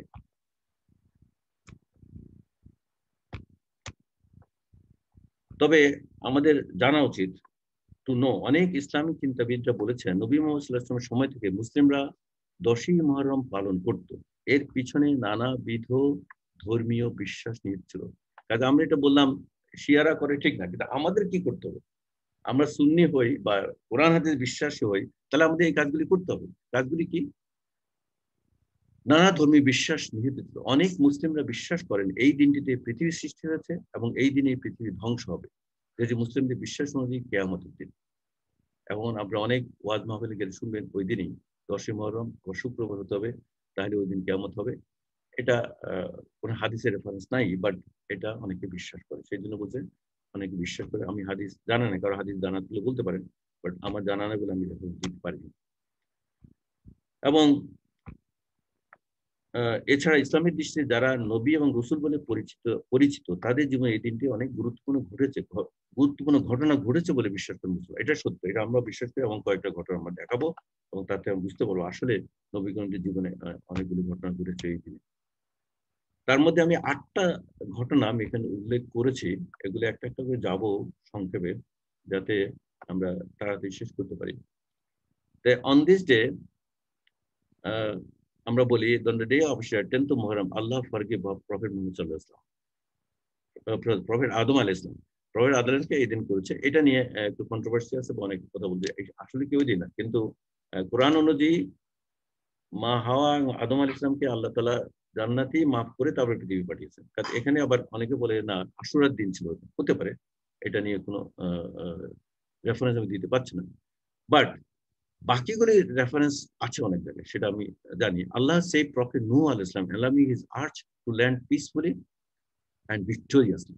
এটা নূহ ইসলামের যে ল্যান্ড করেছেন আগ থেকে, যে ওনার যে জাহাজ ছিল যেখানে আল্লাহ পাক তাদেরকে রক্ষা করেছেন, সেটা থেকে ওই দিন নেমেছেন ওরা। মহাপ্লাবন থেকে অনেক দিন ভাসছিলেন, পানিতে ভাসছেন। ফাইনালি ওই দিন আল্লাহ পাক রহম করেছেন, ওদেরকে ল্যান্ডে নামিয়েছেন। আল্লাহ সেই prophet Ibrahim from the tyrant Nimrud, নমরুদের অত্যাচার থেকে ওই ইব্রাহিম আলাইহিস সালামকে আগুনের মধ্যে ফেলে দিয়েছে আল্লাহ পাক, ওই দিন ইব্রাহিমকে রক্ষা করেছে। ওই দিন ছিল 10ই Muharram. Allah united prophet Yakub with his son Yusuf, ওই দিনে ইউসুফ আলাইহিস সালাম তার পিতার সাথে ইউনাইট হয়েছেন। আল্লাহ gave victory to prophet Musa and split the sea for him and for the children of Israel and defeated Pharaoh। ফেরাউনের অত্যাচার থেকে আল্লাহ তাআলা ওই দিনই মুসা আলাইহিস সালাম তাহার সাহাবীদেরকে রক্ষা করেছে। আল্লাহ forgave prophet Daud and granted prophet Sulaiman great dominion। ওই দিনে প্রফেট দাউদ আলাইহিস সালাম এবং প্রফেট সুলাইমান আলাইহিস সালামকে গ্রেট ডোমিনিয়ন দিয়েছেন আল্লাহ পাক। and on that day Allah brought prophet Yunus আলাইহিস সালাম safely out of whale, মাছের পেটের থেকে আল্লাহ পাক ওই দিনে হযরত ইউনূস আলাইহিস সালামকে রক্ষা করেছেন। on 10th of Muharram Allah cured prophet Ayub আলাইহিস সালাম, যে অত্যন্ত অসুস্থ ছিলেন, তাকে ওই দিনে রক্ষা করেছেন। তো এরপরে আমি পরের স্লাইডে যাব, কারণ হলো আদম আলাইহিস সালাম যে রক্ষা করেছেন সেটা নিয়ে আমাদের কথা আছে। আল্লাহ সেই প্রফেট নূহ, এটা আমরা বলেছি, আল্লাহ সেই প্রফেট ইব্রাহিম, আল্লাহ ইউনাইটেড প্রফেট ইয়াকুব, আল্লাহ gave victory to prophet Musa alayhi salam, Allah forgave prophet Daud alayhi salam, granted prophet Sulaiman alayhi salam dominion, and on that day Allah brought prophet Yunus alayhi salam saved out of the whale। এগুলো একটা একটা করে আমি যাব যাতে আমরা সংক্ষেপে শেষ করতে পারি। আসুন, on the day of Ashura 10th of Muharram Allah forgave prophet Adam alayhi salam। Adam in Arabic, Adam, Romanized Adam, is the first human and Nabi, Arabic Nabi, prophet on earth। এটা কোরআনে আসছে, কোরআন মজিদে আসছে 25 বার হযরত আদম আলাইহিস সালাম সম্বন্ধে। কারণ আমরা হযরত আদম আলাইহিস সালাম থেকে আমরা অনেক কিছু কোরআনের মধ্যে পাই, এবং সেগুলি সম্বন্ধে যদি কোরআনের আয়াতগুলি বুঝি, 25টা আয়াত যখন আছে, তাহলে ওই আয়াতগুলি বুঝতে আমাদের জন্য সহজ হয়ে যাবে। সেই পরিপ্রেক্ষিতে আমরা দেখছি যে এখানে অনেকে বলেন, অনেকের মতে যে আরাফার ময়দানে নাকি মা হাওয়ার সাথে আদম আলাইহিস সালামের দেখা হয়েছিল, সাক্ষাৎ হয়েছিল, এবং এটাতে আরাফার ময়দানে এই জন্য এর ঐতিহাসিক একটা তাৎপর্য রয়ে গেছে। কাজী ফরগিভ অন ইয়াউমা আশা। আল্লাহ gave victory to prophet মুসা আলাইহিস সালাম, split the sea। এই যে মুসা আলাইহিস সালাম তার সাহাবাগণকে নিয়ে যে সাগর, লোহিত সাগর পার হয়েছেন। অনেকে আমরা ছোটকাল থেকে নীল নদী পার হয়েছে, নীল নদ। আসলে নীল নদ তো খুব ছোট্ট একটা নদী, এটা পার হওয়ার জন্য আল্লাহ পার হতে পারেন। এটা নদীটা আমি নিজে দেখে আসছি, এটা আমাদের কর্ণফুলী নদীর মতো একটা নদী। কাজে এইটা না, এটা সাগর। সাগর তো লোহিত সাগর, আপনারা একটু পরে ম্যাপে দেখবেন। এই লোহিত সাগর আল্লাহ পাক দয়া করেছেন, এবং এটা মুসা ইবনে ইমরান 136 বার আসছে মুসা আলাইহিস সালাম, সবচেয়ে বেশি আসছে মুসা আলাইহিস সালামের নাম কোরআন মজিদে। এখন মুসা আলাইহিস সালামের ফ্যামিলিটি, এটা যদি আপনারা জানতে চান তাহলে কিন্তু অনেক কিছু ক্লিয়ার হয়ে যায়, যে কোত্থেকে শুরু হয়েছে। আদম আলাইহিস সালাম শুরু হয়েছে, এবং আমি যেসব নবী রাসূল আছে তাদের নাম আমি অন্য কালারে দিয়েছি যাতে আমরা বুঝতে পারি। আদম আলাইহিস সালাম পরে ইদ্রিস আলাইহিস সালাম, নূহ আলাইহিস সালাম, নূহ আলাইহিস সালাম পরে আসছে এদিকে আছে ইব্রাহিম আলাইহিস সালাম, আর এদিকে ইসমাইল, ইসহাক আলাইহিস সালাম, এদিকে ইয়াকুব আলাইহিস সালাম, ইসহাক আলাইহিস ইয়াকুব আলাইহিস সালাম, এবং ইউসুফ আলাইহিস সালাম, এবং ইউনুস আলাইহিস সালাম। এই যে এই ফ্যামিলিটি যদি আমি একটু মনোযোগ সহকারে দেখি, তাহলে বুঝতে পারবো কোনখান থেকে কিভাবে কে আসছে। আদম আলাইহিস সালাম থেকে শুরু করছে এই ফ্যামিলিটা। তো কাজে আমরা এখন কথা বলছি মুসা আলাইহিস সালাম সম্পর্কে। মুসা এন্ড হারুন দুই ভাই ছিলেন, আমরা জানেন। এই মুসা আলাইহিস সালাম এসেছেন হযরত ইয়াকুব আলাইহিস সালাম থেকে এবং ইসহাক আলাইহিস সালাম থেকে, এবং হযরত ইসহাক আলাইহিস সালামের ভাই ছিলেন হযরত ইসমাইল আলাইহিস সালাম। দুইজনেই পিতা ছিলেন হযরত ইব্রাহিম আলাইহিস সালাম। এগুলি কিন্তু আমরা জানি, বাট এই ফ্যামিলিটা দেখলে হয় কি, আমাদের মনে একটা স্পষ্ট ধারণা এসে যে কার থেকে কে আসলো, কিভাবে আসলো, কার পরে কে আসতেন। তাহলে আল্লাহ পাক আমাদেরকে বোঝার অত্যন্ত সহজ করে দেন, কোরআন বোঝাটা অনেক সহজ করে দেন। সেই জন্য আমি মনে করি এই চার্টগুলো আমাদের একটা জানা দরকার, জানলে আমরা করিলেট করতে পারি বা সামঞ্জস্য বিধান করতে পারি যে আল্লাহ পাক যখন হযরত মুসার কথা বলেন, হযরত হারুনের কথা বলেন, ওনাদের পিতাকে আমরা জানি, বাট যদি ফ্যামিলি ট্রিতে দেখি তাহলে বুঝতে পারি এত ইজিলি। এবং হযরত ইউসুফ আলাইহিস সালাম এবং হযরত ইয়াকুব আলাইহিস সালাম কোথায় কিভাবে মিল হয়েছে এবং তারা কার ছেলে, তাদের পিতাকে তাদের দাদাকে, সবগুলি নবীর দেখে একটা picture gives a very clear vision. তাহলে আমরা এটা এই চারটা যদি আমরা দেখতে চাই, আমরা অবশ্যই দেখতে পাবো যে ইব্রাহিম আলাইহিস সালাম থেকে এসে হযরত মুসা আলাইহিস সালাম এসেছেন, এটা এখানে দেখাচ্ছে। কাজে এইটাই চারটা সেম চার্ট, কিভাবে হযরত ইব্রাহিম আলাইহিস সালাম থেকে হযরত মুসা আলাইহিস সালাম এসেছেন সেটা দেখাচ্ছে এখানে। ইব্রাহিম আলাইহিস সালাম থেকে নিচের দিকে যান, কুরাইশ বংশ আছে হযরত ইব্রাহিম থেকে, এবং ওই দিকে যান হযরত ঈসা আলাইহিস সালাম, ইয়াকুব আলাইহিস সালাম থেকে এসে হযরত মুসা আলাইহিস সালাম। কাজে এই যে ফ্যামিলিটা জানলে আমরা বুঝতে পারি যে কিভাবে হযরত মুসা আলাইহিস সালাম সম্বন্ধে আমরা সম্যক জ্ঞান অর্জন করতে পারি। এই ছিল ইজিপ্ট, এবং যেখানে আল্লাহ পাক হযরত মুসা আলাইহিস সালাম এবং তার সাহাবীদেরকে সাগরের মধ্যখানে পার করেন, সেটা হলো এখানে ওরা থাকে ল্যান্ড অফ রেমিসিস অর বোশন। ওখান থেকে তারা এখানে এসে এই নীল নদী বলে, আসল নীল নদী না, এটা হলো রেড সি বা গালফ অফ আকাবা। এখানে এসে হযরত মুসা আলাইহিস সালামকে আল্লাহ পাক এখান দিয়ে পার করেছেন। এই ঐতিহাসিক ডকুমেন্ট থেকে জানা যায়, এবং এটা যে সম্ভব স্টেট অফ তিরান, এবং এখানে গভীরতা সবচেয়ে কম। আল্লাহ পাক ওখানে করেছে এমন একটা জায়গা যেখানে গভীরতা কম, এন্ড ফেরাউনের লোককে এখানেই আল্লাহ পাক মেরেছিলেন, ফেরাউনের বাহিনীকে। কাজে এটা যে দেখছেন রেড সির এই জায়গা দিয়ে, এটা কিন্তু ইতিহাস থেকে নেওয়া, এবং পরে প্রত্নতত্ত্ববিদরা বা ঐতিহাসিকরা বা গবেষকরা দেখে দেন দিস ইজ দ্য প্লেস যেখান দিয়ে হযরত মুসা আলাইহিস সালাম তার সাহাবীদের নিয়ে পার হয়েছিলেন রেড সি। এই দেখেন, এটা হলো একটা আর্টিস্টের ভিউ, যে রেড সি দুই দিকে পানি সরে গেছে, মধ্যখান দিয়ে সৈন্যরা পার হয়ে আসছে, আর যখন ফেরাউনের সৈন্যরা আসলো দুই দিকে পানি এসে তাদেরকে নিমজ্জিত করে মেরে ফেললো। সেভ অন ডে অফ আশুরা। হযরত নূহ আলাইহিস সালাম, Allah saved Prophet Noah and allowed his earth to land peacefully and gracefully. কোথায়? আরবিকে নূহ বর্ন মেসোপটেমিয়া। একটু আগে আমরা আপনার মেসোপটেমিয়া ম্যাপটা দেখিয়েছি। ইউফ্রেটিস এবং টাইগ্রিস নদীর মধ্যখানে উর্বর জায়গা, সেখানেই হযরত নূহ আলাইহিস সালামের জন্ম। এবং আমি একটু ইতিহাস ঘেটে দেখেছি যে ওখানে ওনার জন্মের পরিমাণ 950 বছর বেঁচে। সুবহানাল্লাহ। এবং কোরআন মজিদে হযরত নূহ আলাইহিস সালাম নাম এসেছে 43 টাইমস কোরআন মজিদে। কাজে যত জায়গায় নূহ আলাইহিস সালাম আসে, ওনার যদি ইতিহাস, ওনার জন্মস্থান, উনি কিভাবে নৌকায় উঠলেন, ওনার নৌকা কি ছিল, এটা যদি জানতে পারি তাহলে আমার কোরআন বুঝতে সহজ হয়ে যাবে। সেই জন্য আমি হিস্ট্রি কিছু ঘটনা আপনাদের সামনে তুলে ধরছি। আল্লাহ আমাকে সামর্থ্য দেন। তো কাজে এই যে মেসোপটেমিয়ায় জন্ম হওয়ার পরে 950 বছর ছিলেন। এখন তো আমাদের যারা 100 বছর টিকেন ওদের কি বলে অনেক লম্বা জীবন পেয়েছে, আর 950 বছর তখন হযরত নূহ আলাইহিস সালাম বেঁচে ছিলেন এবং আল্লাহ পাক বাঁচিয়ে রেখেছিলেন। এরপরে কোথায় নূহ আলাইহিস সালামের জন্ম এবং কোথা থেকে উনি দেখেছেন সেটা আমি একটু দেখাচ্ছি। যে প্রথম হলো মেসোপটেমিয়া। এই মেসোপটেমিয়ার নামটা কোত্থেকে আসলো? অনেকে জানেন, অনেকে হয়তো প্রথমবার শুনতেছেন মেসোপটেমিয়া। আমি মেসোপটেমিয়ার নাম অনেক শুনেছি, কিন্তু এটার ঐতিহাসিক তাৎপর্য এবং এটার যে ইম্পর্টেন্স এটা কোনোদিন বুঝতে পারিনি এই প্রেজেন্টেশন তৈরি করার আগ পর্যন্ত। মেসোপটেমিয়া শব্দটা অর্থ কি? মেসোপটেমিয়া ফ্রম দ্য গ্রিক শব্দ meaning between two rivers. Mesopotamia শব্দটার অর্থ between two rivers. Was in ancient region located in the eastern Mediterranean, bounded in the northeast by the Zagros Mountains and the southeast by the Arabian Plateau, corresponding to today's Iraq and mostly, but also parts of modern area Syria and Turkey.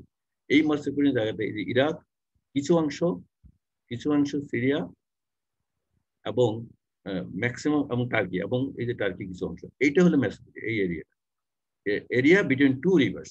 River দুইটার নাম কি? একটা হলো Tigris আর Euphrates, এই দুইটার মধ্যখানে। এইটার থেকে নাম হলো মেসোপটেমিয়া। মেসোপটেমিয়ার শব্দটা আমরা বুঝতে পারছি কি, land between two rivers, Mesopotamia. এবং এত ফেমাস ছিল এই দুইটা রিভার যে ওটার এরিয়ার নামে হয়ে গেছে রিভারের নাম হচ্ছে দুইটা ল্যান্ডের মধ্যখানে। তো দুই রিভারের মধ্যখানে ল্যান্ডটাকে মাছ করে দেওয়া। এই হলো ঐতিহাসিক বিভ্রান্তি। মেসোপটেমিয়া দেখেন সবুজ কালি, যেটা ডিপ গ্রিন, এটাতে এত উর্বর ছিল because of water. Pure water আসতো, দাদালা বলে আমরা নাকি ইউফ্রেটিস এন্ড টাইগ্রিস, এই যে এটা হলো মেসোপটেমিয়া। কিছু অংশ সিরিয়া, মোস্টলি ইন ইরাক, কিছু অংশ টার্কিতে এই উত্তর দিকে পড়েছে, কিছু অংশ সিরিয়া পড়েছে, মেডিটেরিয়ান সির পাশে। কাজে আপনার এই মেসোপটেমিয়া এরিয়া যদি আমরা জানি, তাহলে আমরা বুঝতে পারবো মেসোপটেমিয়া কোথায় এবং ওখানে অনেক নবীদের আবাসস্থল বা জন্মস্থল ছিল। Prophet Noah spent 950 years calling the people to come towards Allah, to Islam. Only about 80 believed in Prophet Noah. The people were extremely harsh to Prophet Noah and inflicted a lot of harm on him. অনেক কষ্ট দিয়েছিল নূহ আলাইহিস সালামকে তার তখনকার দিনের লোকেরা, এবং they even tried to strangle him until he fainted. গলায় দিয়ে মুখ দম বন্ধ করতে চেয়েছেন তার লোকেরা। Each century exercised more enemy to Prophet Noah and his followers than the previous one. Each century exercised more enmity, অনেক বেশি শত্রু ছিল।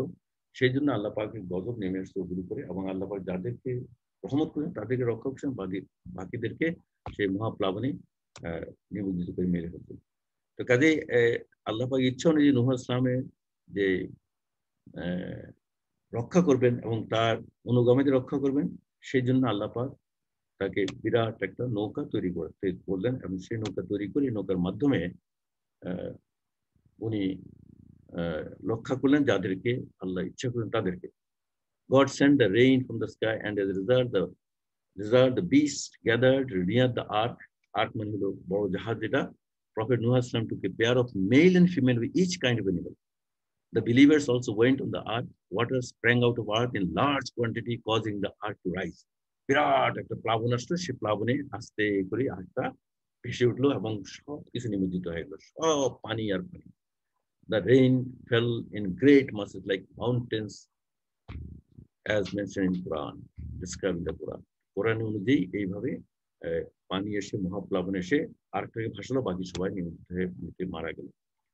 তো কাজে আমরা জানি নূহ ইসলামের নৌকাটা এখন কোথায়, আপনারা কেউ গেছেন জানি না। আমি টার্কিতে যখন ছিলাম তখন নূহ ইসলামের নৌকার জায়গায় অনেকেই গিয়েছে, এবং সেখানে আমাদের পশ্চিমের দ্বারা গিয়ে ওদের থেকে আমি শুনেছি যে after 6 months of the rain stopped and the ark started swallowing the water, after which the ark rested on Mount al-Judi in Iraq. এটা ইরাক এবং টার্কি বর্ডারে মাউন্ট জুদির উপরে এখানে ল্যান্ড করেছে। তো এটার লোকেশনটি আমরা দেখব ম্যাপে। তার নূহ ইসলাম তার ফলোয়ার্স যেখানে গিয়ে ল্যান্ড করেছেন, এটা তখনকার দিনে তো আর কেউ ছিল না যে তারা এই ড্র করে, বাট এখন যারা ড্র করেছেন তাদের ঐতিহাসিক অনেক কিছু যে ভাঙ্গা যে অংশটি এখনো আছে, ওটার পরিপ্রেক্ষিতে ইনসাইড নোয়াজ আর্ক, নূহ ইসলামের যেই নৌকা, সে নৌকার একটা ছবি, এটা আর্টিস্টের আঁকা, এক্স্যাক্টলি এটা হয়েছে এমন কোনো কথা নেই। বাট যেহেতু কিছু ধ্বংসাবশেষ এখনো আছে তুরস্কের সেই পাহাড়ে এবং ইরাকের বর্ডারে, সেইটার আদলে তারা এটা এঁকেছে, এবং হিস্টোরিক্যালি এইটাই এই ধরনের হওয়ারই স্বাভাবিক ছিল। কিন্তু এই নৌকা আর্ক সম্বন্ধে আমাদের একটা জানা হলো যে কত বড় ছিল। আসলে আমরা মনে করি নৌকা বলতে একটা নৌকার মধ্যে কয়জন মানুষ হবে, কিন্তু ওখানে কোরআনে যেভাবে ডিসক্রাইব করেছে সব কিছু ঢুকিয়েছে ওখানে আল্লাহ পাক। সেই পরিপ্রেক্ষিতে নৌকাটা অনেক বড়, নৌকা বলে ভুল হবে, জাহাজ, বিরাট জাহাজ, এবং মিনিমাম 4 তলা দেখা যাচ্ছে, ডেক 1, ডেক 2, ডেক 3, এবং নিচে আর আছে। কাজে 3টা ফ্লোর ছিল, 4টা, এবং নিচে আরো রয়ে গেছে। কাজে এটা ছিল একটা আইডিয়া অর হিস্টোরিক্যাল ডকুমেন্ট থেকে বা ঘটনা থেকে যা পেয়েছে ওই জন্য একটা এঁকেছে। কাজে নূহ আলাইহিস সালামের নৌকা অনেক বড় ছিল। এখন এই যে বলছি ধ্বংসাবশেষ পাওয়া গেছে, এখানে টপ এন্ড কোঅর্ডিনেটস এখন ফিজিক্যালি এটা অ্যাভেলেবল। তো ফিজিক্যালি অ্যাভেলেবল ওই যে আঁকলো, কিসবের ভিত্তি করে আঁকলো, এই যে দেখেন 515 ফিট 6 ইঞ্চি ছিল লম্বায়, যে ছাপটা পড়েছে দেখেন নৌকাটা পড়েছিল, এবং বটম দ্য কোঅর্ডিনেটস এখান থেকে শুরু হয়েছে, বটম থেকে। কাজে এটার উপর ভিত্তি করে ওরা এঁকেছে, এবং ওটা ল্যাটিটিউড লঙ্গিটিউড দিয়েছে যাতে আমরা বুঝতে পারি যে আসলে আল্লাহ পাক ওখানে গিয়ে নৌকাটাকে ল্যান্ড করেছেন, এবং ওটা ধ্বংসাবশেষ এখনো আছে, এবং এটা দেখতে যায়। টার্কিতে যারা যায় ট্যুরে, টুরিস্ট ভিসা, অনেকেই এখানে যান, এটা দেখে আসে। এই যে নৌকা ধ্বংসাবশেষ একটা অংশ, এবং এটা সাইজ অনুযায়ী হয়তো আর্টিস্টরা যেটা এঁকেছেন এটা সাইজ দেখে এঁকেছেন। আলহামদুলিল্লাহ হযরত নূহ ইসলামকে আল্লাহ পাক কত বড় সামর্থ্য দিয়েছেন, কত বড় নৌকা বানিয়েছেন, আলহামদুলিল্লাহ।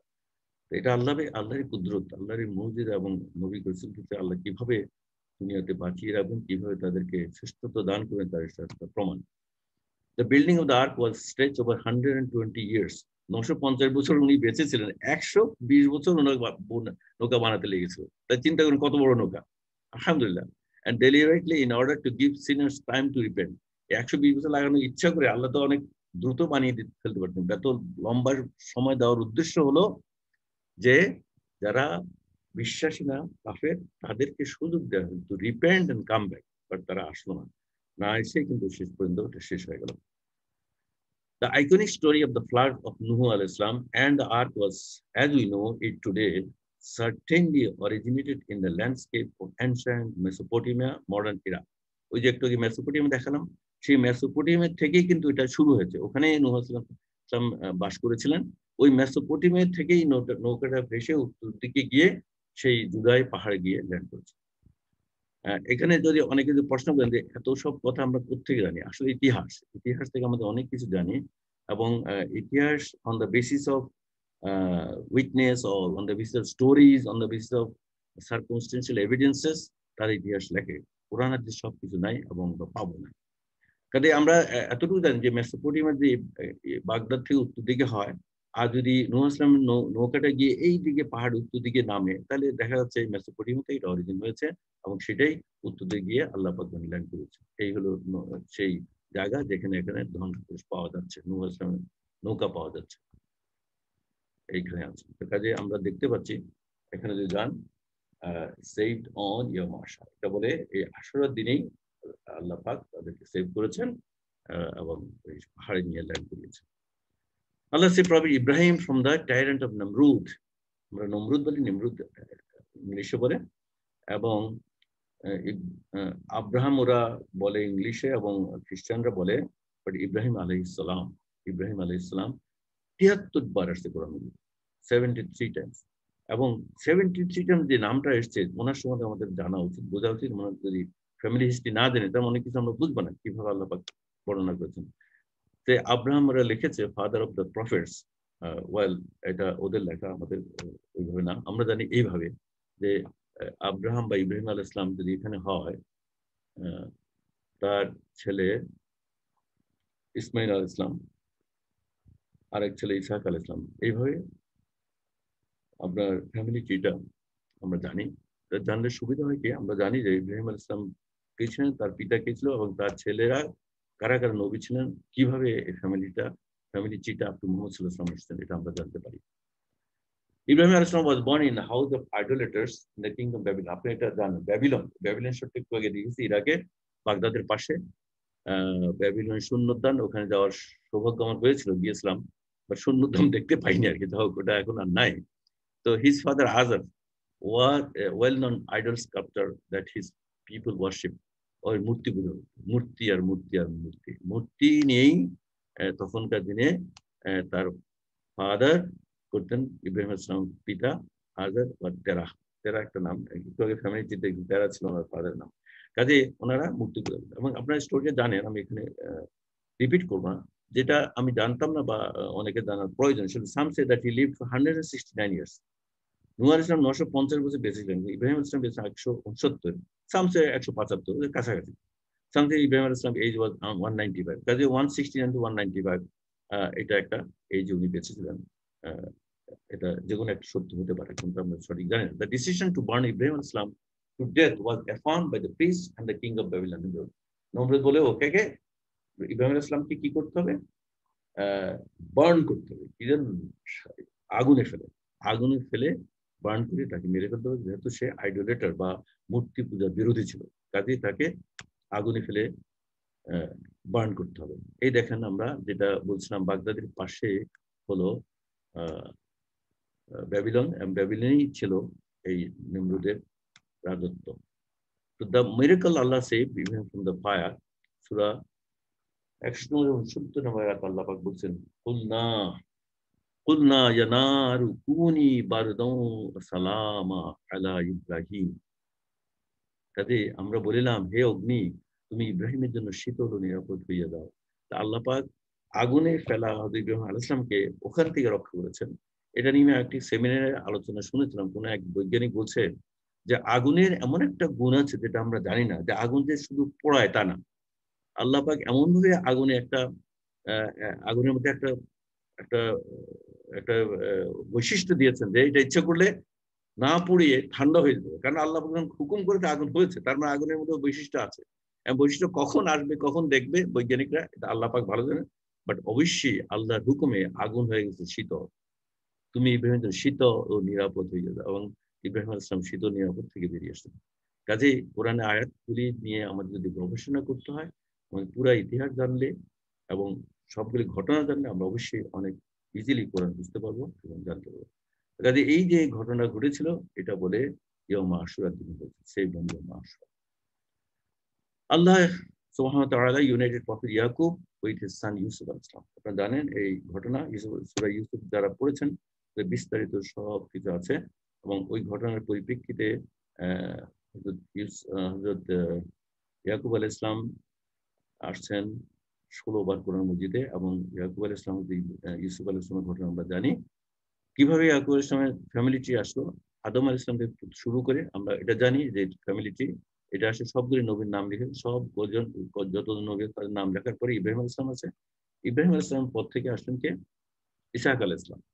ইসহাক আলাইহিস সালামের সন্তান ইয়াকুব আলাইহিস সালাম, এবং ইয়াকুব আলাইহিস সালামের সন্তান ইউসুফ আলাইহিস সালাম। কাজে ইউসুফ আলাইহিস সালাম তার পিতার সাথে এই ইয়ম আশুরার দিনে একত্র হয়েছিলেন। সেই ইতিহাস আমরা কোরআন থেকে জানি এবং ইতিহাস থেকে জানি। কোথায় সেটাও এরিয়া হলো, আমরা ম্যাপে যদি দেখি তাহলে আইডিয়া হয়ে যায়। আসলে আমরা পড়ে যাচ্ছি কোথায়, হ্যাঁ ওটা হয়েছিল, ওটা হয়েছিল, ওটা কোথায় হয়েছিল, যে ম্যাপ দিয়ে দেখি তাহলে আমাদের আইডিয়াটা অনেক স্পষ্ট হয়ে যায়। সেই পরিপ্রেক্ষিতে আমরা দেখেন এখানে ছিল মানসুরা। মানসুরা এখানে ইউসুফ আলাইহিস সালাম এখান থেকে গাজা স্ট্রিপে এই জায়গা থেকে গিয়ে উনি এখানে ইজিপ্টে চলে গেছে। আমরা জানেন সূরা ইউসুফে সবকিছু লেখা আছে, এবং এখানেই তারা হযরত ইউসুফ আলাইহিস সালাম ওখানে ছিলেন, এবং হযরত ইয়াকুব আলাইহিস সালাম ওখান থেকে গিয়ে ওখানে মিলিত হয়েছে। কোন দিন? ওই দিন যেদিন আশুরা ছিল, 10ই মুহররম। কাজে এই যে আরেকটা ম্যাপে গোশেন এরিয়া, ল্যান্ড অফ রেমিসিস, গোশেন এরিয়া থেকেই হযরত ইয়াকুব আলাইহিস সালাম গিয়েছিলেন ইউসুফ আলাইহিস সালাম দেখা করার জন্য। United on Yom Kippur. Allah forgive Dawud al-Islam and Prophet Sulaiman al-Islam. Great, not forget, forgave Prophet Dawud and granted Prophet Sulaiman al-Islam great dominion. একই দিনে সেটা নিয়ে আমরা জানি দাউদ আল-ইসলাম এবং Dawud al-Islam appears in the Islamic scripture is a link in the chain of prophets who preceded Muhammad sallallahu alaihi wasallam. ওটা আমরা যে ফ্যামিলি চেইন থেকে জানি। Prophet Dawud al-Islam born 10th century BC in Jerusalem, died in 9th century BC in Jerusalem. Children ছিলেন সুলাইমান আলাইহিস সালাম, Solomon বলে ওরা, আমাদের সুলাইমান আলাইহিস সালাম ছিলেন তার সন্তান ছিলেন। Hazrat Prophet Dawood or Dawud al-Islam was a prophet, messenger, Rasul, and lawgiver of God, and a righteous king of the United Kingdom of Israel. Israel তখন বিখ্যাত একটা কিংডম ছিল। His genesis goes back to through Judah, the son of prophet. এইসব information কিন্তু আমাদের কোরআন হাদিস নাই, শুধু আরো যে খ্রিস্টানদের যে বাইবেল ছিল, বাইবেলের কিছু অংশ থেকে অনেক ইনফরমেশন এখানে এসছে। তো আমরা ফ্যামিলিটিতে দেখলাম, বুঝতে পারি কোথা থেকে এসেছেন। হযরত ইব্রাহিম ইসলাম, তারপরে ইসহাক আলাইহিস সালাম, ইয়াকুব ইসলাম, ইয়াকুব আলাইহিস ইসলামের বংশধর থেকে আস্তে আস্তে আসলো হযরত দাউদ আলাইহিস সালাম, এবং দাউদ আলাইহিস সালাম ছিলেন হযরত সুলাইমান আলাইহিস সালাম। কাজে এই ফ্যামিলি ট্রি দেখলাম, বুঝতে পারি হযরত দাউদ আলাইহিস সালাম কখন আসলেন। আমরা ইয়াকুব আলাইহিস সালাম পড়লাম, ইব্রাহিম আলাইহিস সালাম পড়লাম, দাউদ আলাইহিস সালাম পড়লাম, এবং সুলাইমান আলাইহিস সালাম পড়লাম, বা কার পরে কে কিভাবে আসছে যদি না জানি তাহলে হ্যাঁ বুঝবো কোরআন, বাট পুরো একটা আইডিয়া হবে। সেই জন্য আমি মনে করি এগুলি সিস্টেমেটিক আমার জানা দরকার, যাতে আমরা লিঙ্ক করতে পারি পরস্পর, প্রত্যেকটা সূরার সাথে, প্রত্যেকটা আয়াতের সাথে। হযরত মুসা আলাইহিস সালাম কখন কোথায় ছিলেন ফ্যামিলিটিতে, এবং কোথায় দাউদ আলাইহিস সালাম, কোথায় সুলাইমান আলাইহিস সালাম, কখন কার পরে কে আসতেন, এটা আমরা জানতে পারি ইনশাআল্লাহ। প্রফেট দাউদ আলাইহিস সালাম প্যালেস্টাইন রুল করেছেন, এবং স্টোরি অফ প্রফেট দাউদ আমরা জানি, আমি একটু বিস্তারিত যাচ্ছি না। But Bani Israel was scared of fighting the Philistines. They had only few hundred soldiers. তার কাজেই কোরআনে 38 নম্বর সূরা 24 নম্বর আয়াতে 38 বলছে, He has done wrong by demanding you female sheep and adding it to his 99 ewes female sheep. আপনি এটা জানেন এই ঘটনা, এবং এই আয়াত পড়লে আপনি বুঝতে পারবেন যে কিভাবে এই ঘটনাটা ছিল হযরত দাউদ আলাইহিস সালামের ঘটনা। Many brothers oppress one another except those who believe in Allah and go do good deeds, and they are few. And the Prophet Dawud al-Islam understood that we, means Allah subhanahu wa ta'ala, were telling a story about him, King Dawud, and what King Dawud al-Islam did to Uriah the Hittite and his wife Bathsheba, a গল্পটা আমরা জানি, and he, King Dawud al-Islam, asked forgiveness of his Lord, and he bowed, prostrated, সিজদা দিয়ে দিল, and repented to Allah. তখন আল্লাহ তার গুনাহ মাফ করে দিলেন। কাজে যখন আমরা এটা পড়বো, তখন আমরা যদি মানে ভূমিকা জানি কোথায় কি হয়েছে, কার থেকে কার সঙ্গে দাউদ ইসলাম কে ছিলেন, তার বাবা কি ছিল, তার প্রফেটদের মধ্যে চেঞ্জ কি, তাহলে আমরা অবশ্যই এটা ইজিলি বুঝতে পারবো। For this wrong judgment, King Dawud al-Islam asked forgiveness of his Lord, and he bowed, সিজদায় পড়ে গেলেন এবং রিপেন্ট করলেন, আল্লাহ তাকে ক্ষমা করে দিলেন। এটা হলো জিস্ট অফ দ্য আয়াত। ঠিক কোরআনে 25 নম্বর 38 সূরা, একে সূরা 25 নম্বর। So forgive him, King Dawud al-Islam, that sin, and he is near to us, near to Allah. Allah সন্তুষ্ট লাভ করে ফেলেন, and a happy place of return, জান্নাত, paradise, জান্নাত thereafter. So he forgave him on Yawm Ashura.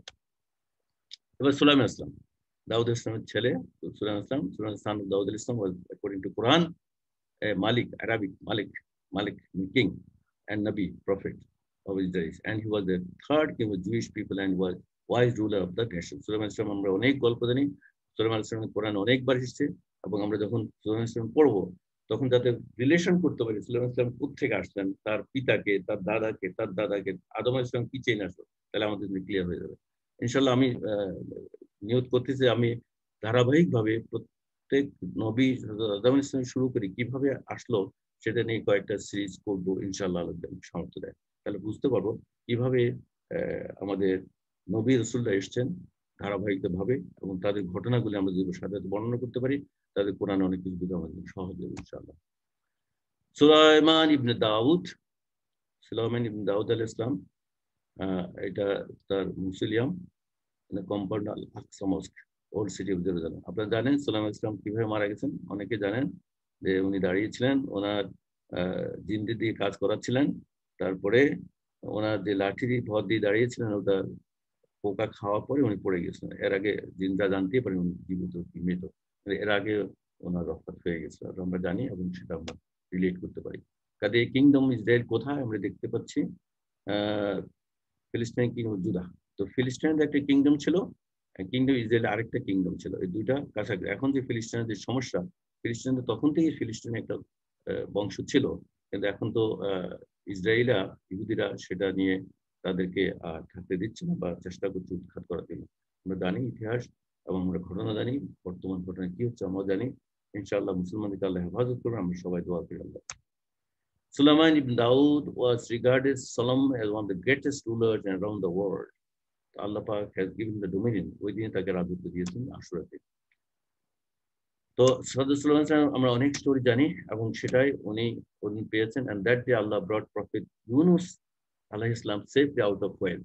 এটা very interesting. আমি এটা বলতে মজা পাই এই জন্য আমি ছোটকালতে ভাবতাম কোরআনে আছে যে হযরত ইউনূস ইসলামকে মাছের পেট থেকে আল্লাহ রক্ষা করছেন, তখন মনে মনে প্রশ্ন করতে, মাছ তো মানুষের খায়, মাছ কত ছোট ছোট, আর আল্লাহ পাক বলছেন যে প্রফেট ইউনূস আলাইহিস সালামকে, নবী ইউনূস আলাইহিস সালামকে আল্লাহ পাক মাছের পেট থেকে বাইর করছে এবং রক্ষা করছে, মাছের পেটে রেখে রক্ষা করে পরিবর্তন বাইর করছে। তো আসলে তখন তো বুঝতাম না। এখন আপনারা দেখেন কয়েকটা স্লাইডে, এটা ইউনূস আলাইহিস সালাম, ইউনূস 4 কোরআনের মধ্যে মাত্র 4 বার এসেছে, তার মধ্যে আমরা এই ঘটনা জানি কিভাবে কি হয়েছে।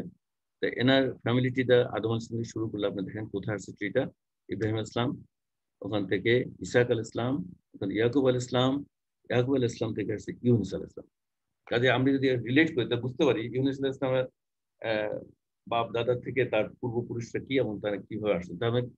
তখন ক্লিয়ারলি আমার কাছে ওই তার সময়কাল এবং তার ঘটনা আল্লাহ কোরআন যেভাবে বিবৃতি করেছে আমার পরিষ্কার হয়ে যাবে আমি মনে করি। তো কাজেই এখানে দেখেন তাহলে ইউনূস আলাইহিস সালাম ছিলেন ইয়াকুব আলাইহিস সালামের ছেলে, বাট এর আগে আরো কয়েকজন ছিল না, মানে দাদার দাদা ছিল হয়তো, ওইভাবে আসছে ফ্যামিলিতে। কাজে আমরা এটা জানতে পারছি যে ফ্যামিলিটিতে হযরত ইউনূস ইসলাম কোথায়। এখন ইউনূস ইসলামকে রক্ষা করছে আল্লাহ মাছের পেট থেকে। মাছটা কি আমরা দেখি, Prophet Yunus, who was born in Nineveh, Iraq, ওই যে মেসোপটেমিয়া ওই এরিয়াতে কিন্তু অনেক নবী রাসূল এসেছেন। As a prophet to the people of his nation, he was 30 years old when he became a prophet. 30 বছর বয়সে আল্লাহ তাকে নবুয়ত দান করেছেন। এই হলো নিনেভা। দেখেন উপর দিকে, ডান দিকে নিনেভা। এটা রিলেট করার জন্য আমি ব্যাবিলন করেছি, যেখানে নমরুদ ছিল, আর জেরুজালেম যেখানে হযরত সুলাইমান আলাইহিস সালাম ছিলেন। এই নিনেভা হলো বর্তমান বাগদাদ থেকে উত্তর দিকে, ইরাকের ভিতরে। এই নিনেভাতে ওনার জন্মগ্রহণ করেছিলেন। এবং নিনেভা যে আরেকটু যাই ম্যাপ দেখেন, প্রেজেন্ট যে ম্যাপে এই নিনেভা, এখানে নিনেভে মসুলের কাছে, মসুল ফেমাস ইরাক। মসুলে আমাদের এয়ারফোর্সের যখন ট্রেনিং হতো, মসুলের কাছে এয়ারবেসের ট্রেনিং হতো, যারা বাংলাদেশ এয়ারফোর্স থেকে ওখানে গিয়েছিলেন, মসুলে তারা ছিলেন। তো যাই হোক, এটা হলো জিওগ্রাফিক্যাল লোকেশন। জিওগ্রাফিক্যাল লোকেশন আমাদের অনেক সুবিধা হয় যে আমরা বুঝতে পারি আসলে কে কোথায় কিভাবে ছিলেন, নবুয়ত পেয়েছেন, নিনেভেতে ছিলেন। তো কোরআনের আয়াত অনুযায়ী, and mentioned Dhunnun when he went off in anger and deemed that we had no power over him, but he cried out in darkness, saying, there is no God save thee, illa anta, la ilaha illa anta, thee be thou glorified, though I have been an evildoer. Allahumma inni zalamtu nafsi zulman kaseeran. Allahumma, but wait thou for thy Lord's decree and be not like the Sahib al-Hud who cried out in fear. কাজে এই যে আল্লাহ পাকের কোরআনের আয়াত বুঝতে হলে আমাদের ঐতিহাসিক ঘটনা জানতে হবে, জানলে আমরা স্পষ্টভাবে বুঝে যেতে পারবো। তো সেটা বলছে, হযরত ইউনুস আলাইহিস সালাম was alone, no one was with him. He did not have support from any other person. He was in a place where no one could find him. কোথায় গেছে কেউ তাকে খুঁজে পাচ্ছিল না। He was in a belly of a whale. এই হযরত ইউনুস আলাইহিস সালাম একটা হোয়েল, তিমি মাছ আপনারা দেখেছেন কিনা জানি না, যারা প্র্যাকটিক্যাল দেখছেন ভালো, না দেখলে ছবিতে এখন দেখবেন। এই তিমি মাছটা কত বড় মাছ, যে মাছের পেটে মানুষ থাকে, মানুষ তো মাছ খায়। Which was dark, cold, and his future was bleak. So he was scared, shocked, and absolutely petrified. Hazrat Yunus alayhis salam prayed to Allah subhanahu wa ta'ala this dua when he was in the belly of the whale, as he recognized the mistake that he has made. La ilaha illa anta subhanaka inni kuntu minaz zalimin. এই দোয়াটা আমি বুঝতে পারছিলাম, তখন বলতে পারছিলাম না, আবার আসছে মনে। এখন লা ইলাহা ইল্লা আনতা সুবহানাকা ইন্নী কুনতু মিনাজ জালিমিন, এই দোয়াটা অনেক বরকতময় দোয়া। এটা আমরা সবাই পড়ি সূরা আম্বিয়ার 21 নম্বর 27 নম্বর আয়াতে, লা ইলাহা ইল্লা আনতা সুবহানাকা ইন্নী কুনতু মিনাজ জালিমিন। এই দোয়ার বরকতে, এই দোয়ার দ্বারাই আল্লাহ পাক তাকে রক্ষা করেছেন, তাকে অনুগ্রহ করেছেন। এই দেখেন আপনার একটা হোয়েলের ছবি, এইটা হলো হোয়েল, ওই একটা জাহাজ, কত বড় জাহাজ। এই জাহাজ আর হোয়েল প্রায় সমান, তাদের লেজ যোগ দিলে হোয়েলটা লম্বা। আর মানুষ, এই হোয়েলের সাইজের তুলনায় দেখেন এই মানুষ, এই ডুবুরির মতো একটা মানুষ কত ছোট। কাজে এরকম কতজন মানুষ ভিতরে জায়গা হবে? এতদিন যদি জানতাম মানুষ কেমন করে মাছের পেটে ঢুকবে, মাছ ছোট। এবার চিন্তা করে দেখেন, একটা মাছের পেটে তো বোধহয় 20, 25, 30 জন মানুষ ঢুকতে পারে। কত বড় একটা হোয়েল মাছ, আল্লাহ পাকের সৃষ্টি, সুবহানাল্লাহ সুবহানাল্লাহ। এবং সেই হোয়েল মাছ তখনকার যখন কোরআন নাজিল হয়েছে, তখন তো হোয়েল মাছ কেউ দেখেছে? কেউ দেখে নাই। আমরা তো এখন জানি। কাজে কোরআন যে 1400 1450 বছর আগে নাজিল হয়েছে এবং কত সত্য, সানুরিহিম এই আয়াত, আল্লাহ আয়াতগুলি এইভাবে আল্লাহ প্রকাশ করে মানুষের কাছে। কাজে এখন দেখেন এই হোয়েল মাছ কত বড়, এবং মানুষ তার পেটের ভিতরে থাকতে পারে কিনা, আল্লাহ রাখতে পারে কিনা, কত একদম স্পষ্ট হয়ে গেল আমাদের কাছে। সুবহানাল্লাহ। The largest animal in history is whale.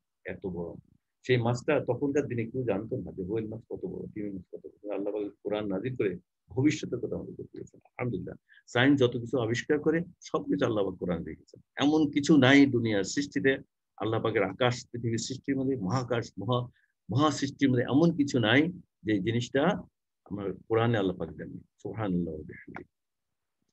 তো কাজেই আমরা হোয়েল মাছ সম্বন্ধে একটা আইডিয়া পেলাম, এবং হযরত ইউনূস আলাইহিস সালাম যে হোয়েল মাছ থেকে, হোয়েল মাছের পেটের ভিতরে আল্লাহ রক্ষা করে, ওখানে রক্ষা করে আবার হোয়েল মাছ বেরিয়ে আসলেন, সেটা আমরা এখন দেখতে পারলাম যে আসলে হোয়েল মাছ কত বড়। দ্য ব্লু হোয়েল, এটা একটা নাম আছে ওদের জুলজিক্যাল নাম, is a marine mammal belonging to the baleen whale suborder Mysticeti, reaching a maximum confirmed length of 29.9 meters. So 98 fit লম্বা, and weight 173 tons. Weight of 173 tons to 190 tons. It is the largest animal known to have ever existed. কত বড় whale মাছ, আলহামদুলিল্লাহ, সুবহানাল্লাহ, সুবহানাল্লাহ। এই whale মাছের মধ্যেই ছিলেন হযরত মুসা আলাইহিস সালাম, এবং হোয়েল মাছ থেকে আল্লাহর হুকুমে তাকে আবার ল্যান্ডে আল্লাহ নিয়ে আসছেন, আল্লাহ রক্ষা করেছেন ওই দোয়ার পরিবর্তে, save on day of Ashura. Prophet Ayub আলাইহিস সালামকে আল্লাহ পাক ওইদিন কিউর করেছেন। প্রফেট অত্যন্ত রোগী ছিলেন, আপনারা জানেন, অনেক বেশি রোগাক্রান্ত ছিলেন, ওনাকে আল্লাহ পাক ওই দিনে রক্ষা করেছেন। এবং আমরা হযরত আইয়ুব আলাইহিস সালাম ফ্যামিলিটিতে জানতে পারছি, ইসহাক আলাইহিস সালাম, ইয়াকুব আলাইহিস সালাম, আইয়ুব আলাইহিস সালাম। ইয়াকুব আলাইহিস সালাম বংশধর হলো হযরত আইয়ুব আলাইহিস সালাম, এবং ওনাকে আল্লাহ পাক এই আশুরার দিনে রোগমুক্তি করেছেন। আইয়ুব আলাইহিস সালাম তো উনি প্যালেস্টাইনে ছিলেন, and ওই এরিয়াতে ছিলেন যে আমরা আলাপ করছিলাম, মেসোপটেমিয়ার আশেপাশে। After turning to Allah subhanahu wa ta'ala, calling fervently upon Allah and supplicating without becoming disgruntled or distracted with the decree of Allah, Ayyub alayhis salam call was answered. Allah পাক কানতে কানতে আল্লাহ দরবারে আইয়ুব আলাইহিস সালাম কানতে কানতে লাস্ট আল্লাহ জবাব দিলেন। He was cured and his body was healed. 42 নম্বর আয়াতে আল্লাহ বলছেন, তাহাকে বলিলাম, তুমি তোমার পদ দ্বারা ভূমিতে আঘাত করো, এই তো গোসলের ঠান্ডা পানি ও পানীয়। সেই আল্লাহর হুকুমে, সেই আয়াতের পরিপ্রেক্ষিতে আল্লাহ পাক তাকে ওই পানি দিয়ে গোসল করিয়ে এবং পান করিয়ে তাকে সুস্থ করে দেন। সুবহানাল্লাহ। কাজে আমরা এটাও করেছি, আমরা ডে অফ আশুরা। কাজে আমরা শেষে চলে আসছি ইনশাআল্লাহ। কুরাইশ বংশ থেকে আমরা যে আগে চেইনটা টেনেছি, যে হযরত আলী থেকে মোহাম্মদ ইবনে আল হানিফা, ওনার আরেক ছেলে হলো ফাতেমা, আলীর সন্তান হলো আল হুসাইন এবং আল হাসান।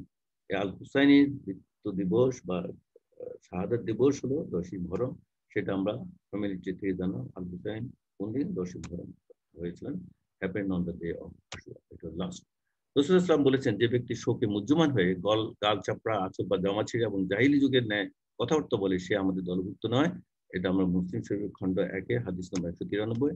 আমরা জানি আশুরার তাৎপর্য ফজিলত নিয়ে আমরা আজকে বিস্তারিত আলোচনা করবো না, কারণ আমরা এখন আমলের মধ্যে নাই। তো ফজিলত, অনেকগুলি ফজিলত আমরা জানি, এবং অনেকগুলি সহিহ হাদিস আছে। এই সহিহ হাদিস আমলের জন্য করণীয় হবে, এবং আশুরা যখন আসবে আমরা ইনশাআল্লাহ আবার এই ইয়েটা আমাদের আমলের জন্য আমরা হয়তো আবার আলোচনা করতে পারি, এবং আবার আমরা এটা নিয়ে আলাপ করবো ইনশাআল্লাহ। তো কাজেই আমি আর আজকে বেশি লম্বা করব না, এখানে আমি শেষ করব। তার আগে আমরা আশুরা যে আমাদের সামনের বছর আসবে সেই ডেটগুলো দেখাবো ইনশাআল্লাহ সময় মতো, এবং কি কি করণীয়, কি কি বর্জনীয়, ওগুলো আমরা তুলে ধরবো, যাতে আমরা এই আমলটা করতে পারি রাইট ডে ভেরি ইম্পর্টেন্ট। আর আশুরার দিন আশুরা না করে পরের দিন করেন, তাহলে আশুরা মিস করলেন, গুনাহ করলেন। কাজে আমরা রাইট ডে কবে সেটা আমরা ইনশাআল্লাহ সারা বিশ্বে প্রচলিত হিজরি ক্যালেন্ডার, যেটা হয়তো উমর রাদিয়াল্লাহু তাআলা আজকের বক্তৃতা শুনতে পেলেন, ওনার থেকে প্রচলিত সেই ডেটটা আমরা সঠিকভাবে জানতে পারবো। আল্লাহ তাআলা আমাদের সকলকে শিরক, বিদআত, গুনাহের কাজ থেকে বিরত থাকার তৌফিক দান করুন। সবাই আমিন আমিন সুম্মা আমিন। আলহামদুলিল্লাহ, পবিত্র কোরআন, হাদিস এবং বিজ্ঞান থেকে কিছু অংশ ধৈর্য ধরে শোনার জন্য আমি আপনাদের সবাইকে জানাই আন্তরিক ধন্যবাদ। আল্লাহ যেন আমাদের সঠিক পথে পরিচিত করেন, এবং আমরা শেষ করার আগে সবাই দোয়া করব যারা অসুস্থ আছেন তাদের জন্য, যারা ইন্তেকাল করেছেন আল্লাহ যাদেরকে নিয়ে গেছেন তাদের সবার মাগফিরাতের জন্য, এবং আমরা নিজেরা যেন আল্লাহ পাকের কোরআন বুঝে এবং অনুধাবন করে আমরা আমল করতে পারি, কোরআনের হকগুলো আদায় করতে পারি, সেজন্য আমরা সবাই চেষ্টা করব। চেষ্টা করার জন্য চেষ্টা করার সাথে সাথে সবার দোয়া দরকার। একজন আরেকজনের জন্য দোয়া করবেন, আল্লাহ পাক সবাই দোয়া ইনশাআল্লাহ কবুল করবে। এবং আমি মনে করি এই দুর্দিনে, করোনা দুর্দিনে আমাদের দোয়াগুলি মুখস্থ করে ওটা বেশি বেশি করে আমাদের আল্লাহর কাছে চাইতে হবে, কানতে হবে, এবং যারা মারা গেছেন তাদের জন্য আখিরাতে তার জান্নাতের জন্য দোয়া করতে হবে। এবং আমি মনে করি যে আমরা যারা আজকে যাদের অসুস্থতার কথা শুনলাম, তাদের জন্য সবাই আল্লাহর কাছে কানতে থাকলে আল্লাহ চোখের পানি পছন্দ করেন, আল্লাহ অবশ্যই আমাদের দোয়া শুনবেন এবং তাদের সবাইকে শিফায়ে কামিলা দান করবেন আমি আশা করি। তো এ বলে আমি আমার বক্তব্য শেষ করছি। বক্তব্য শেষ করার যদি কিছু প্রশ্ন থাকে ইনশাআল্লাহ আমরা কিছু আলোচনার মাধ্যমে, প্রশ্ন না ঠিক আলোচনার মাধ্যমে করব। কেউ যদি কোনো কিছু কন্ট্রিবিউট করতে চান, অ্যাড করতে চান, অ্যাড করতে পারেন এবং আমরা দোয়ার মাধ্যমে সবার জন্য দোয়া করে আমরা আজকে আলোচনা এখানে শেষ করব ইনশাআল্লাহ। তো আমি দেখতে পাচ্ছি একজন হাত তুলেছেন, মিসেস নূরজাহান আক্তার, মুহতারামা নূরজাহান আক্তার। আপনি হাত আনমিউট করে প্রশ্ন করতে পারেন বা আলোচনা অংশগ্রহণ করতে পারেন।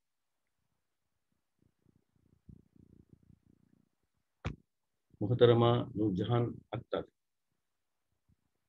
আপনি যদি না করেন প্রশ্ন, আপনি আনমিউট করে প্রশ্ন করতে পারেন, যেহেতু হাত তুলছেন যে আপনাকে আপনার নাম ডাকছি।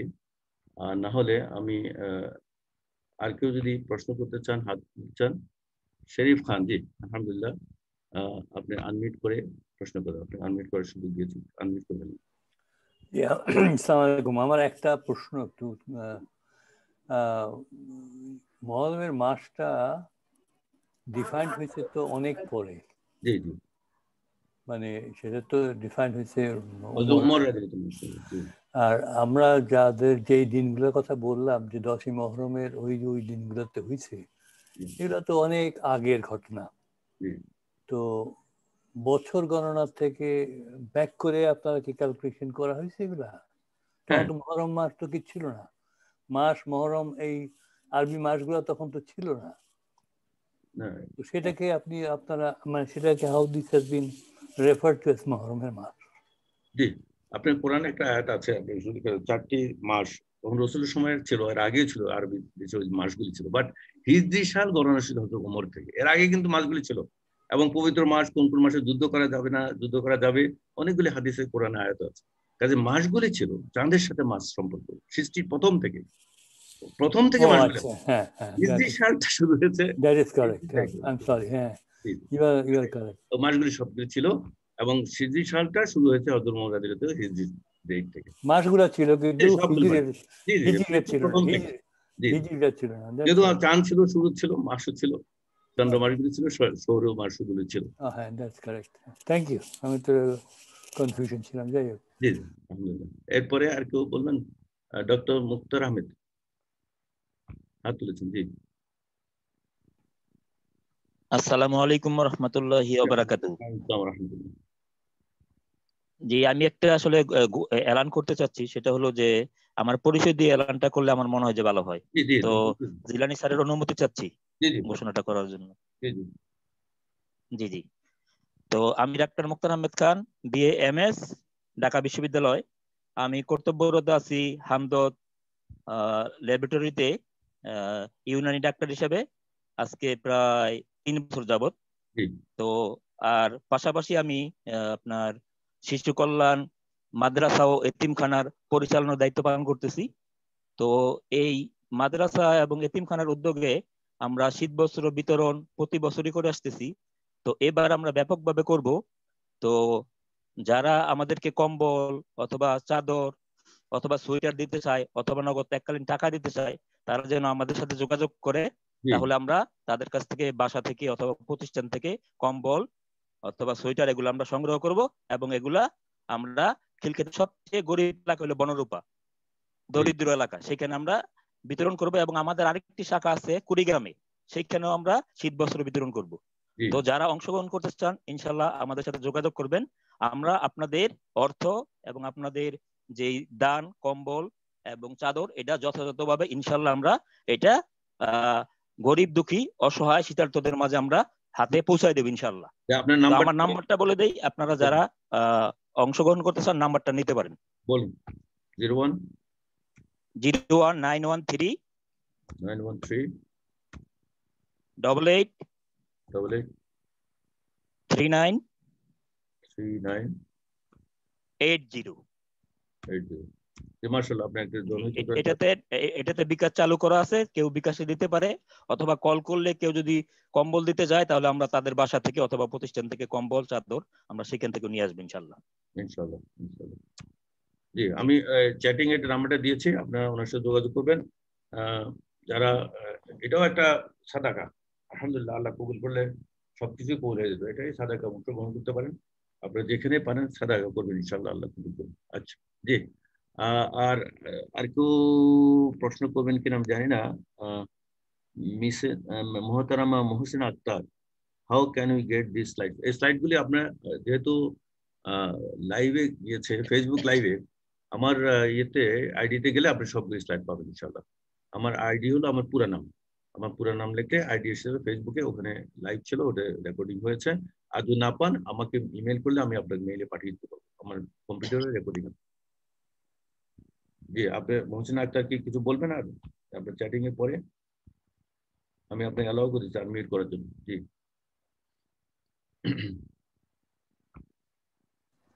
আসসালামু আলাইকুম। জি স্যার, আমার ইমেল অ্যাড্রেসটা আপনাকে আমি সেন্ড করে দিচ্ছি। আচ্ছা আচ্ছা ঠিক আছে স্যার। না দিব, এখন দিব, লিখতেছি। আচ্ছা ঠিক আছে, ওকে ঠিক আছে স্যার, আসসালামু আলাইকুম স্যার। ওকে, আর কেউ প্রশ্ন করবেন? আনমিউট করে আপনি বলতে পারেন যে কেউ যদি প্রশ্ন করেন, নাহলে আমরা এখানে আজকের জন্য শেষ করব। শেষ করার আগে দোয়া করবো সবার জন্য। জালাল হোসেন সাহেব, আপনি আনমিউট করেছেন দেখি, বলুন। আসসালামু আলাইকুম। আমি খুব খুশি হয়েছি যে জিলানী ভাই আপনি প্রফেটদের লাইফ সম্বন্ধে এরকম বিরাট স্টোরি বানিয়েছেন এবং স্লাইড বানিয়েছেন। আল্লাহ আপনাকে এর জন্য রিওয়ার্ড করুন। এবং আমিও মেনশন করেছি ওই চ্যাটে যে মুফতি ব্যাংকের একটা সিরিজ আছে, ভিডিও বা অডিও, আমার ঠিক মনে নাই, এই প্রফেটদের লাইফ সম্বন্ধে, হযরত আদম থেকে আরম্ভ করে হযরত মুহাম্মদ সাল্লাল্লাহু আলাইহি ওয়াসাল্লাম পর্যন্ত ওই স্টোরিগুলো, ওটা বলে গুগল থেকে কেউ যদি ইন্টারেস্ট হয় হি ক্যান অলসো কালেক্ট। আর আমাদের বিরাট হেল্প হবে যদি আমি বানাই দিই স্লাইড। জি ইনশাআল্লাহ। আমার একটা নতুন ইয়ে হলো যে আমরা মনে করতেছিলাম যে মুসা আলাইহিস সালাম ক্রস দ্য নাইল রিভার, এখন আপনি বলছেন বাহার, তার মানে রেড সি। তো এটা আমার জন্য একটা নতুন নলেজ হলো। Thank you for that. Nile রিভারটা আমি বলছি না, আমি নিজে দেখে এসেছি। নাইল রিভারটা আমাদের কর্ণফুলী নদী থেকে ছোট, কাজে এটা তো নদীর সাথে পাড়িয়ে যাবে, তাই না? এটা আসলে সাগর, রোহিত সাগর। না আমিও গেছি, আমিও ইজিপ্টে গেছি এবং নাইল রিভারও দেখছি। তো কিন্তু তখন চিন্তা করছিলাম ওই যেটা ধারণা ছিল যে নদীকে ক্রস করছেন বা সি ক্রস করছেন, হয়তো কোরআন শরীফের শব্দটা বোধহয় বাহার ছিল, নট নাহার। Right, right. ঠিক আছে, থ্যাংক ইউ জালাল সাহেব, থ্যাংক ইউ। ভালো থাকেন। আরো সরি, আমি বলতে চাচ্ছি আমাদের একজন বন্ধু মারা গেছেন, শামসুল হক সওদাগর, দুদিন আগে। উনি কোভিডে মারা গেছেন, এমনি অন্য অসুখ ছিল ওনার, বুয়েটের। আর আমাদের এক বন্ধু আর্কিটেক্ট, বোধহয় 77-এর ব্যাচের, দেওয়ান মাহবুব এন্ড ওয়ান ওয়াইফ, ওনারা বোধহয় কোভিডে আক্রান্ত হয়ে আমেরিকাতে অসুস্থ আছেন শুনেছি। আমি যোগাযোগ করতে পারিনি এখনো, তো আমি চাই যে আমরা দোয়া করি ওনাদের জন্য। আসসালামু আলাইকুম। জি আলহামদুলিল্লাহ। জি প্রফেসর তহর আলী, আপনি বোধহয় ইয়ে করেছিলেন, আনমিউট করেছিলেন, বলবেন। প্রফেসর তহর আলী,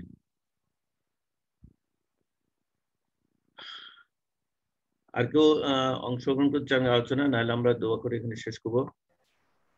স্যার আসসালামু আলাইকুম। স্যার তো বিকাশ নাম্বারটা দিয়েছেন, ওনার নাম কি স্যার? মানে যে বিকাশ নাম্বারটা দিয়েছেন ওনার নামটা কম্বলের জন্য। জি আপনার নামটা একটু বলেন, ওই যে যারা শীত বস্ত্র বিতরণের জন্য বলেছিলেন, নামটা বলেন। মুক্তার আহমেদ। মুক্তার আহমেদ। প্রফেসর মুক্তার আহমেদ। এই প্রফেসর মুক্তার। আচ্ছা আচ্ছা ঠিক আছে স্যার। প্রফেসর মুক্তার। জাযাকাল্লাহ।